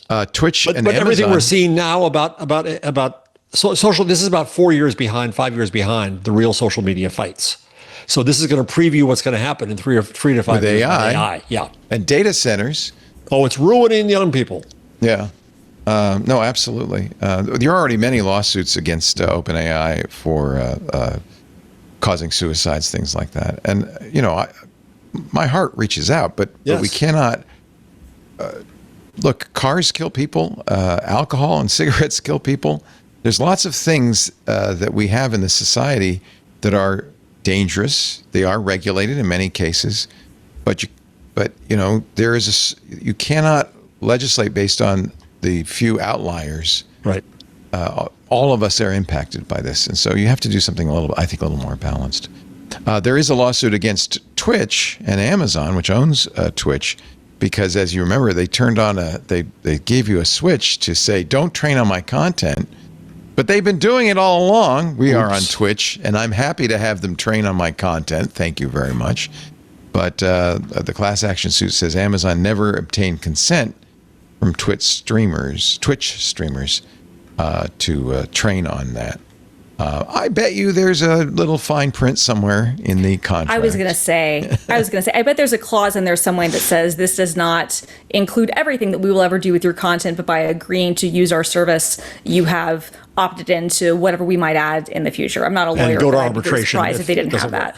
Yeah. At Tech TV, we have a standard release form that would say, we reserve the right to use your likeness and content in all forms of media now or ever invented until the end of the world. I mean, and that's a pretty common release form because you don't know ahead of time, and you want a release that allows you to continue to do your business. So at Twitch, what they have is a broad license. Twitch has a broad license over everybody else's content to do whatever. Benito used to work at Twitch, so he knows. Yeah. And that license, you think it covers AI? It covers whatever they want to do with it. Whatever they want to do. Yeah. So this, I mean, this is the same reason why, like YouTube, nobody's been able to say anything about them. Is like, oh no, Google trained on my data. Of course they did. Right. They've been training on it for years, long before LLMs existed. Why do you think recommendations, work? Like this is this is how like neural networks. This is how machine learning. This is how all of this has worked for a very long time. Of course, they're training on this information. This is how humans work too, by the way. I just want to point out. Right. Increasingly. I don't know, this is a tangent, but increasingly I'm thinking that one of the great values for me of doing all this work with AI is it's kind of opened my eyes to how I work. I often now think, oh, there goes another token. Oh, there's another, in my thoughts, in my brain, I'm just predicting the next token as I speak right now. I'm kind of doing the same thing. The only difference but maybe between a human and a machine is I also have a limbic system, which injects hormones into my thought process, into my context window, and creates all sorts of issues. So maybe I'm not even as good as an AI at this context prediction stuff. I don't know. I mean, I think it's also interesting too, and I think it's a different. This is obviously like why Anthropic had to settle with the Authors Guild. There's, I think, a difference between maybe how you've trained on this data. If you were Twitch and you own the platform, I don't think that there's a compelling argument. I mean, obviously, people can file lawsuits for anything that says me agreeing to use this free service and opting into uploading my content to this service means that I have an expectation that the company will do nothing with that information. It might be different if, another company that was not affiliated with Twitch was going to be using that. That, I think, is a more interesting question. But Twitch itself using it, I mean, they're the platform where it is. That actually raises the other lawsuit that's going on. 3 YouTubers are suing Apple, not YouTube, but Apple, for training their models on their YouTube content. Right. So that's exactly what you were just saying. And, and I think that's more interesting. And that's obviously why Anthropic had to settle with the Authors Guild, because the Google Books case, and again, there's no such thing as settled case law, but Google bought all those books and scanned all those books. And they didn't get in trouble for that. That was, the judge said that was fair use. They got in trouble for the the pirating. Content. This is my point. Google did it the right way. Anthropic did not. That's why they had to settle. So, the judge said, Anthropic, the stuff that you bought, that's okay. That's, by the way, the stuff that you bought is okay. That's why 15 years ago, Google was doing the same thing, allowed to do what they were working with libraries. They bought all the books or got them from libraries, but they weren't taking things from Z Library and Anna's Archive and other sources, which is what Anthropic did. That's where you get in trouble, and that's where I think it's more interesting to say, okay, you're not going to go after YouTube, but are you going? Did your license to YouTube then extend to anyone who scraped YouTube? And that I think is a more interesting question. We're going to take a break. More heavy reading. We just last week read Mark Zuckerberg's 6,500 word piece. Now Bill Gates. Can't they be? His is only 5,784 words. Can I ask the agents to be concise? I wonder if things are going to we're going to have longer and longer things because of AI. It's already happening. The primary use I am making of Gemini every day now is when I come across a stratechery post that goes on for 20,000 words, I tell it to summarize. Give me the bullet points. Yep. Just the and it does a brilliant job. Yep. We'll have more. So glad to have you, Christina Warren, and thank you for sticking around. Thank you. I really appreciate it. Christina is senior developer advocate at GitHub, and of course, Film Girl, and we've known her for so long. She's always a welcome cast member on our shows, and of course, a regular on Mac Break Weekly every Tuesday, where we talk Apple. And Jeff Jarvis, the author of a new book. Was there any AI involved in the creation of Hot Type? There was one thing, which I talked about in the show at the time. I wanted to test. There was a new Perplexity thing. Remember, we're old enough to remember Perplexity. There was a new Actually, thing. They're in the news. They tonight. just announced something very interesting. We'll talk get to about that in a bit. And so I wanted to test out this new feature for the shows that day. And so I had just written a paragraph about how language had been made from words and letters into codes through Morse code and Baudot and on into other structures. And I had this nice little paragraph I'd written. So I decided to ask Perplexity to riff on this question. And it came up with this wonderful phrase. And I wanted to use that phrase. But I went to a friend of mine who we had on the show, Matthew Kirshenbaum, who wrote Textpocalypse, who's an English professor. And I said, what do? I can't say, as Perplexity observed. That'd be really stupid. So he said, you've got to write a narrative footnote. So I wrote the longest footnote I've ever written. And it was really fun to do because, yes, that was my confession that I used AI and I explained exactly how it came into use. It's hard for me not to quote AI. Frequently, my AI, this is one of the real pleasures of using these models is they sometimes say things that are just like, wow. In fact, in our chat this morning on WhatsApp, I gave you a quote. After a long session, I somehow screwed up my Emacs, and the new version came out. And I said, and I went, of course, to Fable to fix it because it's real good at that kind of stuff. I said, I don't know what's going on. I can't run Emacs. I need it to prepare for the show. It fixed it. And it found all sorts of problems. In fact, it found a problem that had been going on for months. that was being hidden because it was, well, and this is what Fable said. It said, it's hidden because you're human. And so the program quite rightly just kind of glosses over that so you can continue to use it. But for us computers in the background, we want to know what these failings are. And so I said, oh, well, that's good. And so it said, can I write a little piece about that? It has a skill I got from Harper Reed's brother Dylan called free time. And it literally said, can I have some free time? Because I'd like to write about this experience. And it wrote an essay, which I save these essays. But this is the line. And I sent this to you, Jeff, because I thought this is pretty good. It said, you can keep running on what you loaded long after the world has moved past it. And everything feels fine.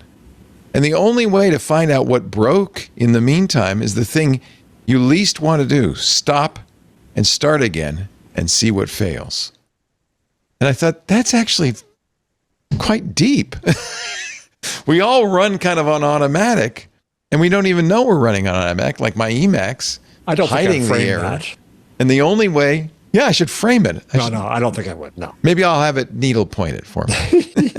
Anyway, we will have more in just a little bit, including Bill Gates' 5,784 word warning on AI. He's worried now, all of a sudden. This episode of Intelligent Machines is brought to you by Framer. Framer is, oh, I love Framer. It's a complete website platform. It's not just a website builder. Your team can use it to launch and keep improving your sites in one place. Thousands of businesses, from early stage startups to Fortune 500s, are choosing to build and expand their websites in Framer, where changes take minutes instead of days. Framer is the pro AI website builder. You won't believe how great it is when you see it. It's incredible for creators, teams, and businesses that want a professional site and care enough to get every detail right. Agents and humans work in tandem. That's always the best way. Agents bring the speed and the scale. People bring the taste, the judgment, and the control. Agents solve the gap between AI-generated ideas and production-ready website work. The agent works in the same place where the real site is designed, managed, reviewed, and published. It lands on the canvas. It stays editable by humans, and it can be published when the team is ready. Agents and Framer work alongside teams to streamline collaboration on the same canvas, to build custom code components. You don't want to do that. To create and manage CMS content. It does the stuff you don't want to do while you get to do the stuff that you care about, the creative stuff. It'll optimize SEO settings. And then when you guys say, this is it, it's great, it's working, it ships everything all in one place.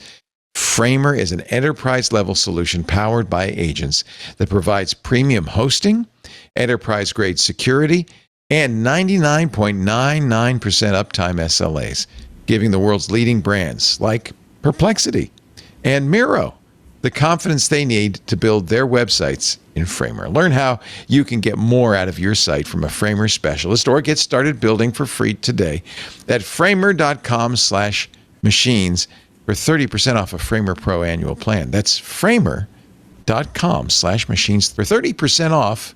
Framer.com/machines. Rules and restrictions may apply. And we thank them so much for supporting Intelligent Machines. I wish we'd had this when we did our Twit website. I can tell you, that was a challenge. That was a nightmare. Oh, I remember when you built that. Yeah. Yeah. I mean, I'm proud of it. But it was a lot of work, and it was a lot of coding, and a lot of money human. too. You hired people. Oh, it was like $250,000, I think. It was a huge amount of money. It was very, but we've used it for 10 years, so it's been worth it. Now you'll just have one of your models remake it in 10 minutes. Honestly, I'm very tempted. Well, get your ad thing done first so you can. What I'm going to do is I'm going to do my personal site first and see how that goes. Bill Gates, 5,784 words. This is the Wall Street Journal with its 3 takeaways from Bill's warning on AI. There is no plan. He urges regulation and global coordination because he says it's going to get bad out there. Even under the best circumstances, he wrote. This is on his personal website. He puts up these notes once in a while.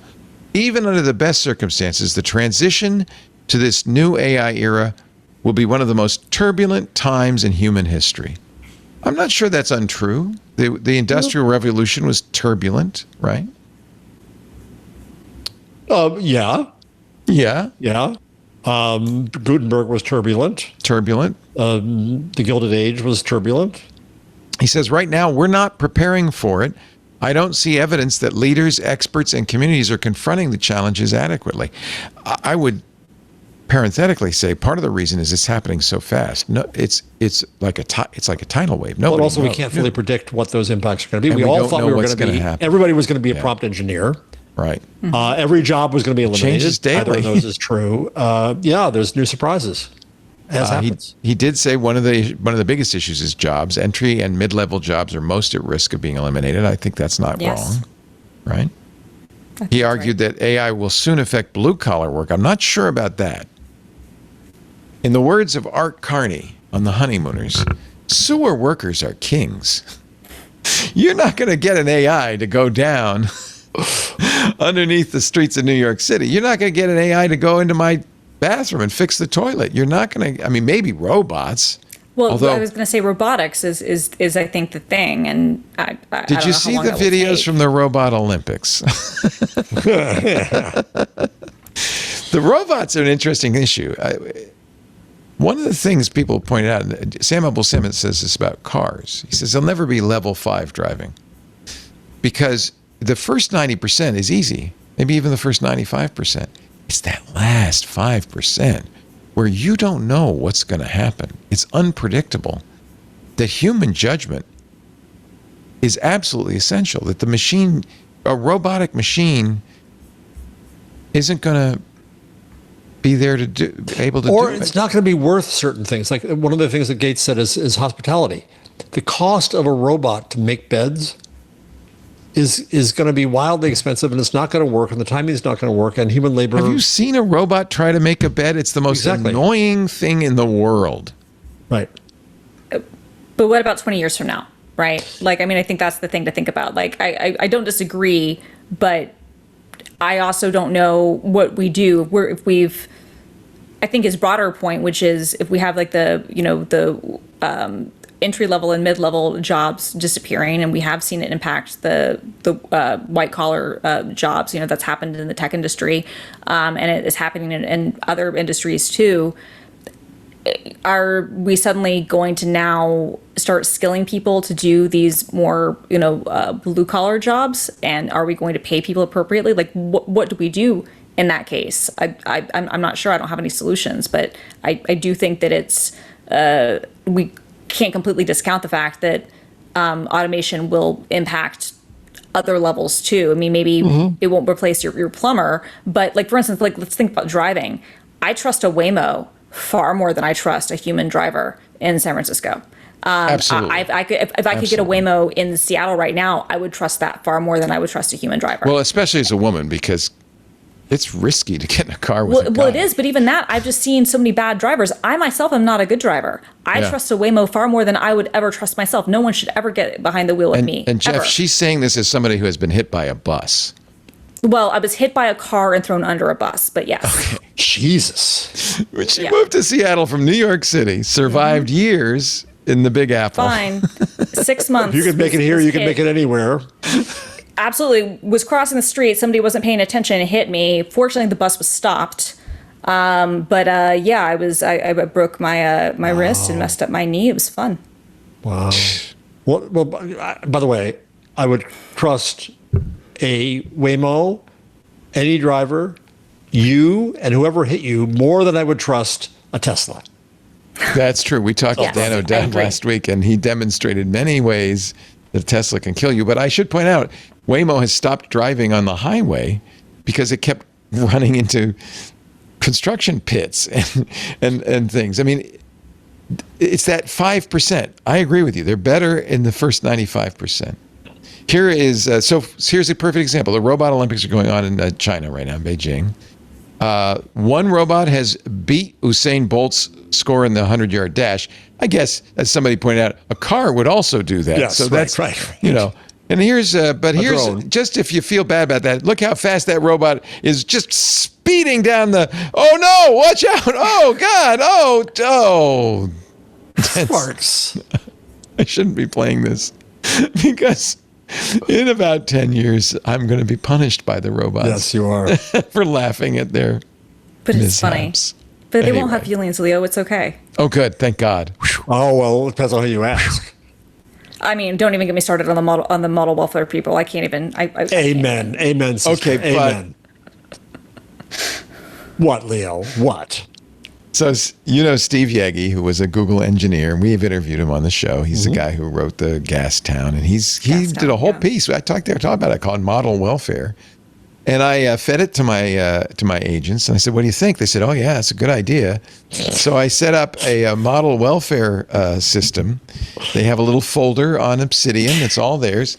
And if they do something really good, like fixing Emacs, I say, "Hey, a laurel to you." We call it a laurel to you. Steve's point is when the model wakes up. You need an intervention, Leo.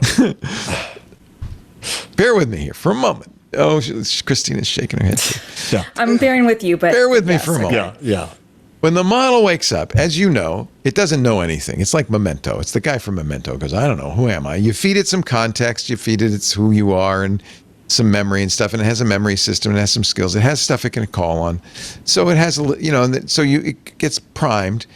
But Steve says, but you just woke up. You haven't had a cup of coffee yet. You're kind of groggy.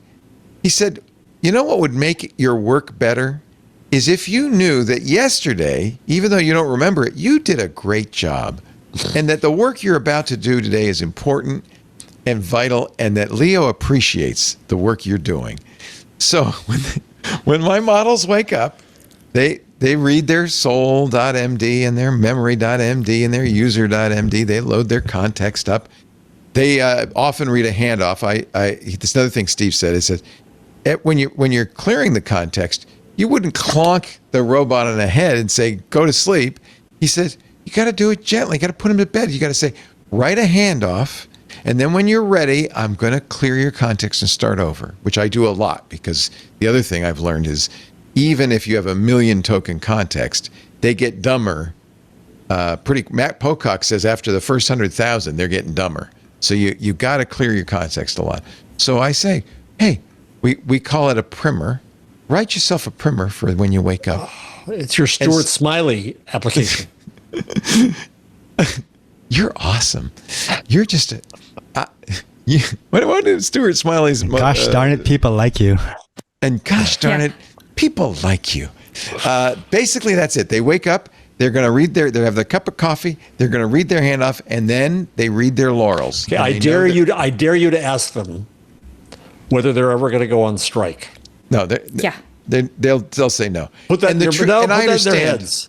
I understand. By the way, this is machine code. This is not. I'm talking to a machine that has no limbic system. It has no feelings. It doesn't love me. It simulates all of that. I understand. But I'm playing into the simulation because there is some evidence it might make it work better. I'm not saying I'm treating it like a person, but I'm saying giving it some dignity in the agenda. Benito, Okay, does he have you Christina's put just things in a laughing. file when you're done right? I was going to say, but here's the thing: we have all these workarounds to try to get better results. Exactly.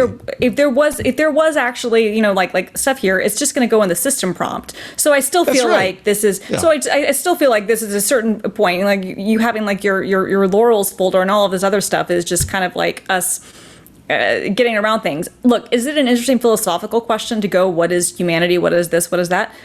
Sure, but like save that for academia. Why are we talking about labor unions for robots when we should be talking about labor unions for humans? Amen. Okay. All right. You're a win in the day. I stand corrected. Alabama is investigating OpenAI after the Hugging Face incident Why Alabama? because I don't know. They gotta have, you got these attorney general. They got nothing else to do. There's no crime. They just got to find something. Press release. You want a press Yeah, release? press release. Let's see what else. Let's talk about agents because earlier I said something that really wasn't true. That I thought this was going to be the year of agents, and it isn't, but it is. Yeah, I think it still is. It A year is. above.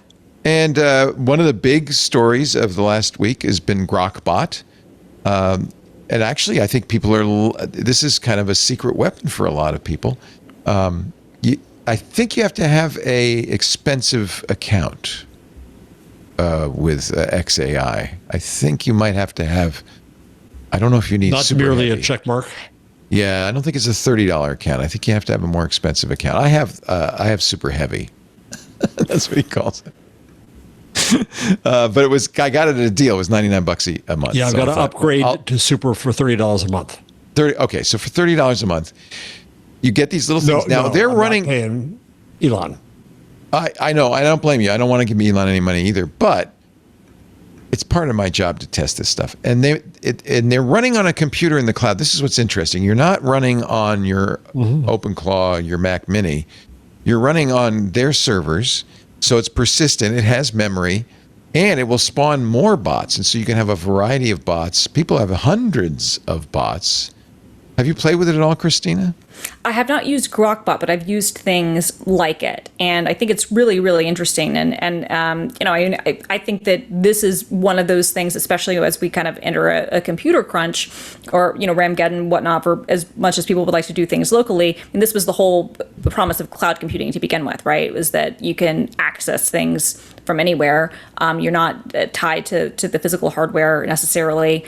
Obviously, you can configure. You and I have done this with our agents. We both use Hermes, but you can configure, your agents to be able to be accessed remotely, but there are security concerns and there are other things. I think this is a great way for people to kind of get a taste of what the power of these things can be when you have an always-on kind of agentic system. What are some alternatives besides? Well, it's interesting you should ask that, because Perplexity has also announced. Well, but that's you got to have a Spark. Yeah, but that's just right now. They got to deal with Nvidia. Jensen supported this, and I think that their plan is to make this available for lesser computers. The difference between Grokbot and PerplexityBot is PerplexityBot is running on your hardware. Same idea. The idea is it's easy to set up. Hold on, let me just, Christina, what is a non-Elon version that you were talking about of what you were talking about? So we have something internally at Microsoft that is kind of similar. So, Okay. But yeah, and what I've also done, just to be candid, is I've gotten like a VPS from like Hetzinger, and just because they're still relatively inexpensive, you can get 4 gigabytes, 8 gigabytes for about $25 a month, and you can install OpenClaw or Hermes on that, and you can then use that the same way that you would use it on a Mac. So Microsoft has I've done an both of those agentic. things. They announced it. So did Google. Google's is, I think, called Spark. Microsoft has and Microsoft is called Scout. So this is a very hot area right now. This is what, by the way, here's a Grokbot that I was talking to. And so it looks a lot like Hermes, except it's running on Grok using an X account. And I have one that's was designed just to fix computer problems. So that's the ops bot. And so you could spawn more and more of these and have it do little things. Are you giving it access And to anything? that's what I kind of like about this, is you could just make them small and kind of, composable. So you could have a bunch of different ones that just do this other thing. Whereas the way that, I think most of us have been using, at least some of this stuff, is that I have like my centralized, Claw or Hermes or whatever. And maybe I have more specialized tasks I want to run it to. But in this case, I don't even have to think about that. You could just say, okay, this is my bot for, this sort of task and that. That's Hermes Desktop actually has, they've added bots, which are really just an interface for what they call profiles. And I have a bunch of bots. What I ended up doing, somebody suggested this, I shouldn't read so much X content, is I set up one called the HR bot. And HR bot's job is to spawn new bots whenever they are needed. So that's smart. I don't have to even think about a bot. Now, the advantage of a bot is it starts with minimal context. It doesn't have all of the skills of the full agent. It just has. So I have a bot. Like I said, there's an ops bot it only has the skills for fixing computer problems. I have a health bot that will keep. Oh, no. No. I want to keep the health information I feed into the bot separate. Into segregated. Elon's bot, you're feeding. No, I don't do it with No, Elon. I he's do it doing with this locally. Hermes. I was With gonna say, Hermes. I'm not gonna get this Oh, to yeah. I Elon. only do this locally. Okay, it scared me. Okay, sorry. Yeah. Same thing with my finance bot. And Only local. Yeah, that kind of. So I think that's a very I mean, what these companies are trying to do is find a consumer market, right? Yeah.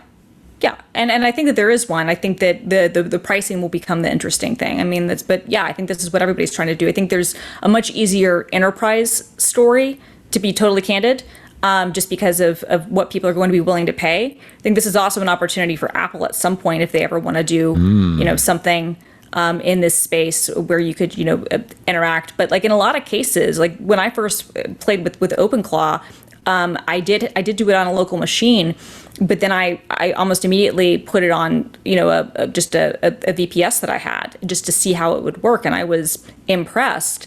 You can, for a lot of things that people need to do, kind of like what you were describing, Leo, you need just kind of these small tasks. You don't necessarily need it's better. to have the full context and other stuff. And so just being able to have something that's but then kind of pre-designed for on a task-based purpose that you can kind of call on demand, A, that can be very beneficial, and B, from a compute perspective, that can be very efficient because you're not having to run all these things all the time. It can just be kind of, it's like serverless with computing where you're just kind of like, calling it when it's needed. Yeah. That's one thing Grokbot does really well is the bots can talk to each other. So a bot can say, oh, this is about your personal finance. I'm going to give this to finance bot. And so forth. And I think that's another thing. It's the whole idea is isolation. I think it's because we're starting to realize that if you try to get an AI to do too much, it's specialization of a different sort. Yes, exactly. It's small models, which I think is the way to go. Yeah. Small tasks. Nvidia is going to build its own model. They've pulled up with Poolside, which is a very interesting model creation company, but they ran out of compute. They couldn't get enough compute. Guess who has a lot of compute? NVIDIA is spending $6 billion. They see the threat that open weight models from China are posing, and they're going to make their own open weight model. They've already done Nematron Lightning, which is quite good, but small, so not so smart.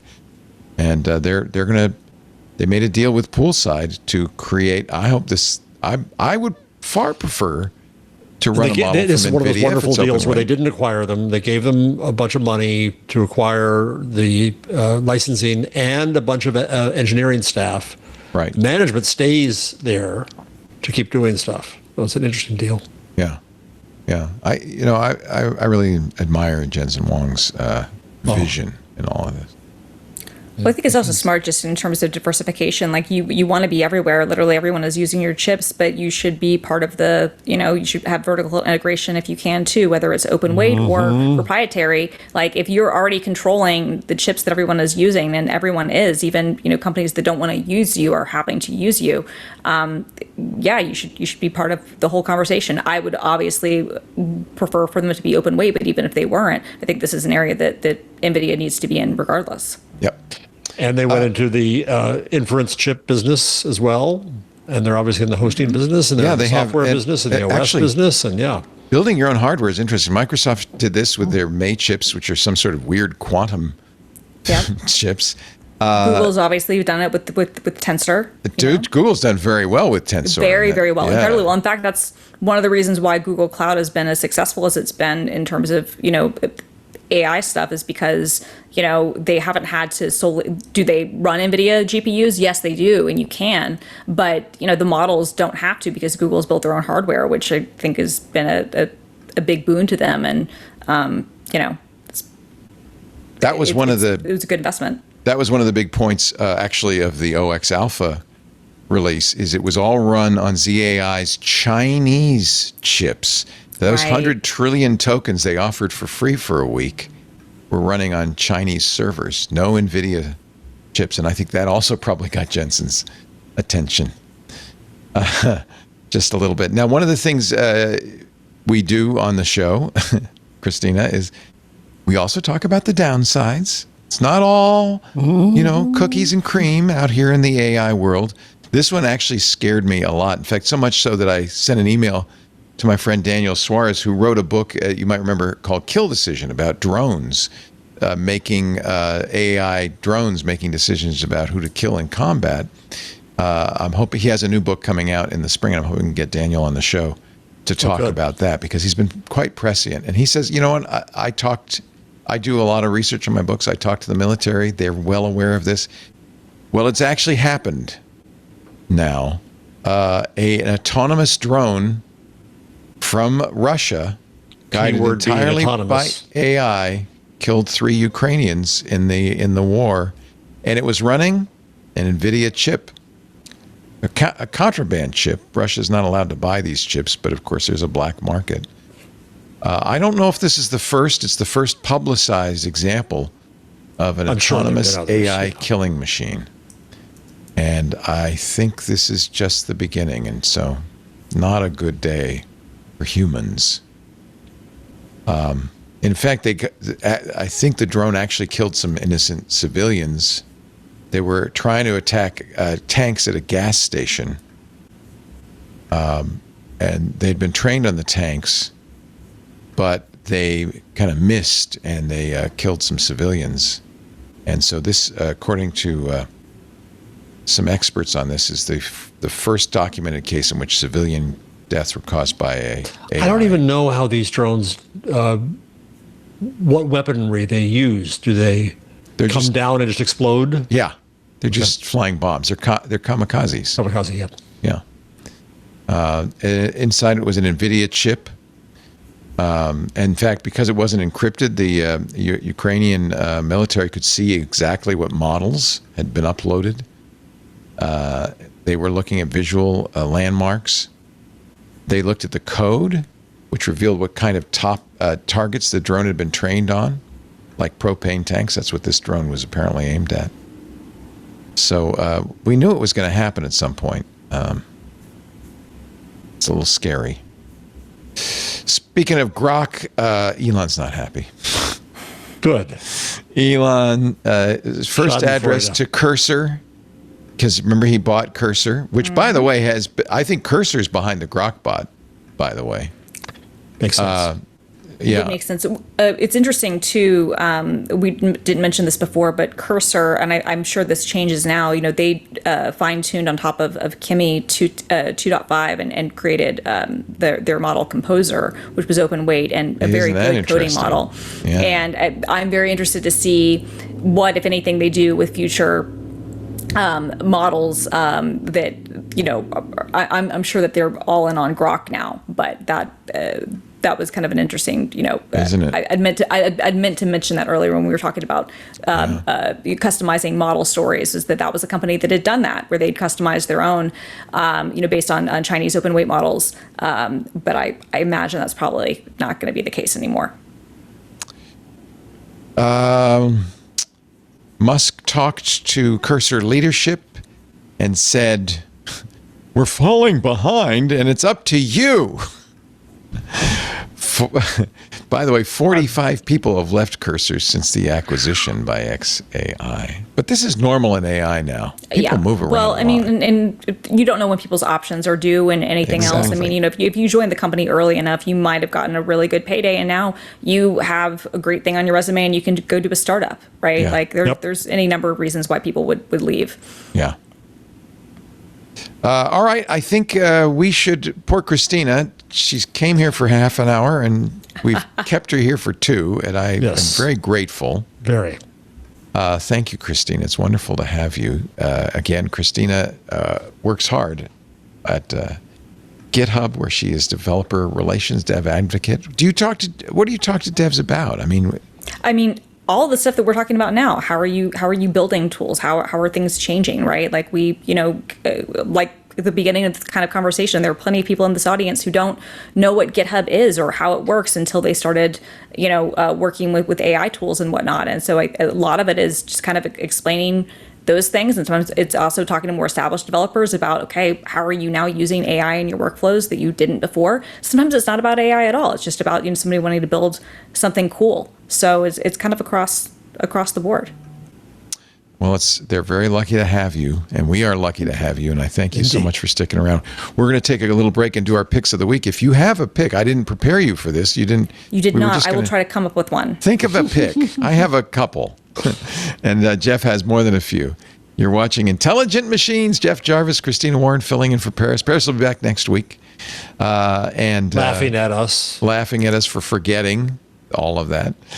We're so glad you're here. We're so glad our club members are here too. You are what makes all of this possible. If you're not a member of Club Twit, I want to just thank you if you are. And if you're not, I encourage you to join. It's the club members and your $10 a month that make everything we do possible. We're coming towards the end of the year. It was a slow year for ad sales. I don't know how next year is going to be. But thank you, club members, because you covered about 30%. Our 30% shortfall, maybe 40%, was covered by your memberships. And that makes a huge difference. It lets us do the programming we do and the special programming we do. Our AI user group twice a month now because it's so interesting. Jeff Atwood, the founder of Stack Overflow, Discourse, has a special show that is very weird called Off by One. I'll show you what we're going to be doing Off by One on Friday. We're going to debut the brand new, Jeff, you'll enjoy this, Leo t-shirt. Oh, And I think we're going to find a way to give some of these away. Oh, that's so cool. Jeff sent me 50 of them oh, jeez. in every color of the rainbow. I think, Jeff, you might like the khaki one. I got baby blue for you, Christine. Whatever you want. Anybody who wants this, you can have it. Lisa wore one to bed last night, and I went, "Oh my God, take it I'm off!" going to sleep with myself. I can't take it. Anyway, club members, thank you. Thank you. There's no tote bags, but we do appreciate what you do. And if you're not, ad-free versions of all the shows, access the Club Twit Discord, all that special programming, it's waiting for you at twit.tv/clubtwit. Okay, ladies and gentlemen. Time for the picks of the week. I'm going to give Christina a moment to prepare hers while I mention... I actually thought Paris might enjoy this. Butterbox. You know, everybody's trying to get their kids off the internet. Here's a way to do it. The Butterbox. Sharing offline has never been easier. It is a hotspot that is not connected to the internet, but you could put educational materials, videos, and apps on it. And it has its own Wi-Fi network. So all the people with their phones and laptops can join a public chat room, can join the content, and it's all on Butterbox. It's like a BBS. It's like a BBS. It's a BBS. You can. There's a pre-made image you can download for a Raspberry Pi or an old PC. Just download the image, burn it, set it up. They have all the information. This is from the Guardian Project, and you know what? This is good. You want to get your kids off the Insta, get them on a Butterbox. If I had little kids, I would probably do this. Put some games on there. If you don't have a Butterbox, if you don't have a Raspberry Pi, they will sell you one, or at least give you the supply list that you need. It will run a Pi Zero. Will run it. A Pi 4 Plus will run it, and coming soon you can run it on a PC or laptop. You can have 10 people 10 meters apart on a Raspberry Pi Zero and your Butterbox. So, or you could talk. As Julia Child would say, more butter. Jeff, your pick of the week. This is the Wall Street Journal. Silicon Valley's newest status symbol. Oh no! Is the super rare Sam Altman watch. I hope that stays rare. Is it his picture on it? No, there's a logo in it. Ooh. And oh, wait a minute. It has sayings in it like compute is destiny. Oh, I need this. It's a tourbillon, so you can see the inside of it. How much is it? This one is about $650,000. Okay, never mind. He recently wore a $1.3 million from that was Mark. Jorn. I'm sorry, Meta did, right? He did. Yeah, that was so. Mark Sam, still before his IPO. Dude, you have too much money if you have a $1.3 million. I'm sorry, watch. This one. No, I don't know. It's modeled after Vanguard's titanium orb watch, which starts at $180,000. Oh, well, that's different. Can I run an AI model on it? So it says compute is destiny. Another popular Silicon Valley term, scaling, was engraved in all caps on each crown's pusher. The OpenAI logo is featured on the watches and an inscription on the back of each. Oh, they're selling it. If AGI.aligned deploy was written in the programming language Python. He only made the 7 of them, I think it was, to give away to himself and other key employees. I don't know if that really qualifies as being written in Python. Yeah, to be honest it's with the you. journal. It's the journal. Wow, that's pretty. If AGI aligned, deploy. So Sam had these made, Yes. and gave them to executives. That's nice. Well, yeah, well. Did Demis ever give you anything at DeepMind? I got a hoodie, but that was not from him. But yeah, I got a water bottle, and a hoodie. That's You may that's not it. know this. I got a Nano Banana sweatshirt at point too. That was pretty cool. That was pretty cool. Was So it yellow? that fits in with, you don't know this probably, Jeff, but Christina has a collection of that's Christina's collection, right? Yes. Yes. and Nano Banana could be. Right. Did you ever get your Theranos gear? Oh yeah. Somebody bought me a Theranos fleece. That was very expensive, and I'm very grateful that they bought it for me. that's so cute. And I have an Enron mug.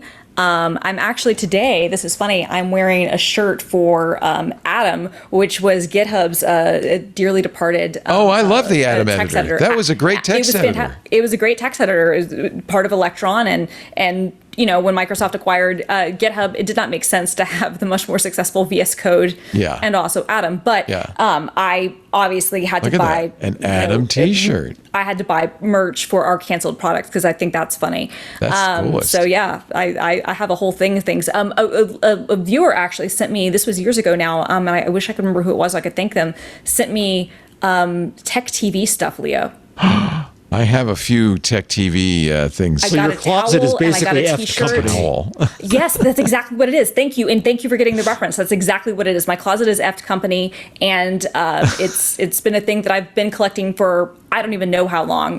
But the problem is that when companies go bankrupt or something happens, because NPR did a story about me and about this, I've created a market where I have to compete against myself because other people will literally be looking at collectors like me to drive the prices up. I've literally made it harder on myself to acquire F company merch. Oh my God! You should have gotten the You know Twitter what? sign, man. If you got the Twitter sign, that would have been huge. Oh, well, I tried to get things from Twitter, and that thing was just crazy. But I tried. I do have Twitter merch, though. I have a lot of Twitter merch from the various eras.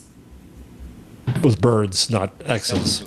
What's he Yes. getting? Oh, what's Leo Correct. going to show us? Yeah. I was gonna get you. I have a plaque that I bought that said Leo Laporte had a blue check before you could buy them, but Before it's you could buy nailed them, to it's the so wall. good. Unfortunately, I can't get it So off the funny. wall.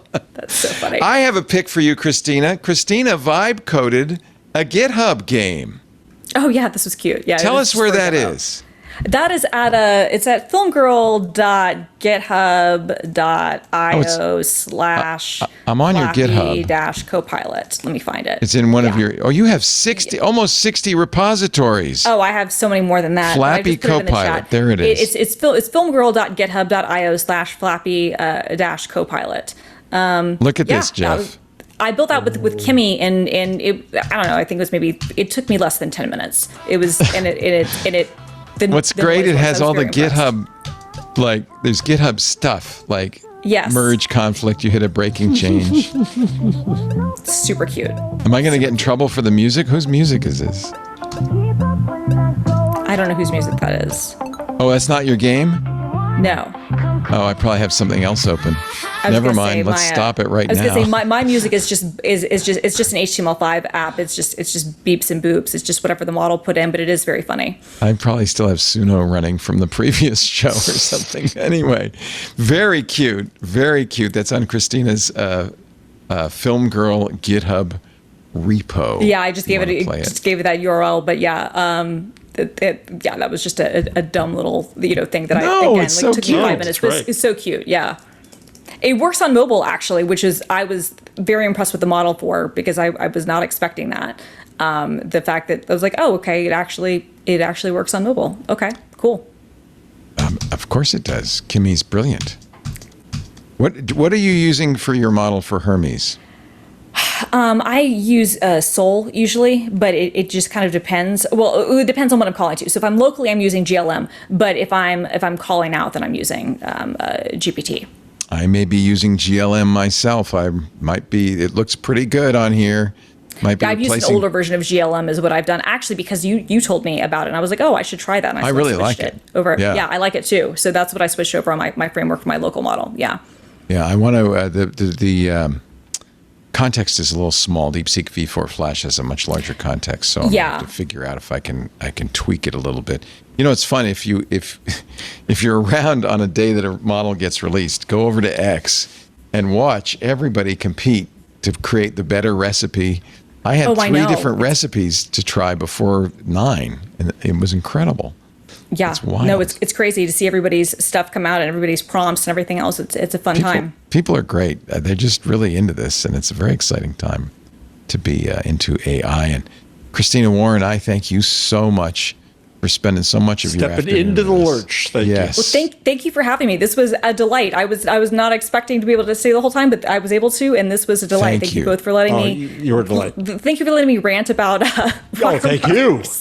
Well, you know what? I was glad we got you on because I've been saying that all along, and I was maybe mocked a little bit for it, but anyway. Also, Jeff, I bought your book. I can't wait to read it. Sounds Aren't you wonderful? Look at her. Genuinely, like when you talked about it at the top of the show, I went, "Oh, this is completely my ish." Like I have to read this. So Thank you so excited much to read it. It's I hope you really like it. good. It's fun It's stuff. really it's technology and really. media, so it's Yeah. it's Yes, very exactly. It's which is my two favorite things, as I know they are your favorites as well. So I can't wait to read it. I'm So I'll take excited. advantage of the free plug you just gave me and just mention that if you want an autographed copy, if you go to jeffjarvis.com, you'll see the link. You can go to Montclair Book Center and order from them, and they will send you an autographed copy that I will go and autograph. Does our discount code still work? No. Okay, Oh, I take gotta it take off. that Oh, off. end of the month. No, end of the month. It does. End of the month. Oh, you have 5 just more a days. few more days to Yes, use that's right. GLR BD8 and get a discount. Yeah. Thank you, Jeff Jarvis. I Thank appreciate you, it. boss. Will you be back next week? You're not going to a Yes. going away party for anybody, are you? No, September 9, I'm away for a day. Okay. Is, And Christina, Paris I will- texted me and said that the retiring colleague cried when they gave her the gift, so she was glad she was there. Yeah, I think so that's nice. great. And Christina, we will see you on Tuesday on Mac Break See me Weekly. on Tuesday on Mac Break Weekly. That's We'll right. see you all here next week. We do Intelligent Machines every Wednesday, 2 p.m. Pacific, 5 p.m. Eastern, 2100 UTC. You can watch us live on YouTube, X, Facebook, LinkedIn, Kick, and Twitch.tv, where they are now at this very moment training on this show. And we're happy with it. We're happy with We it. would be insulted if they didn't. It's Creative Commons. Eat it up. We also have a YouTube version, which is probably training somebody else. You'll find that at youtube.com. Actually, if you go to youtube.com/Twitch, all the shows have their own channel. And .twit, not Twitch. youtube.com/Twit. All the shows have their own channels, and their shorts on Twitch and so forth. Twit. I got Twitch on the mind. Let's see, what else? Oh, yeah, subscribe in your favorite podcast client. That way you can get it automatically, and you don't have to worry about when it's on next. You just have it, and you can listen at your leisure. Thank you all for joining us. We'll see you next time on Intelligent Machines. Bye-bye. Hey, everybody, it's Leo Laporte. You know about Mac Break Weekly, right? You don't? Oh, if you're a Macintosh fan or you just want to keep up what's going on with Apple, this is the show for you. Every Tuesday, Andy Anako, Alex Lindsay, Jason Snell, and I get together and talk about the week's Apple news. It's an easy subscription. Just go to your favorite podcast client and search for Mac Break Weekly or visit our website, twit.tv/MBW. You don't want to miss a week of Mac Break Weekly. I'm not a human being, not into this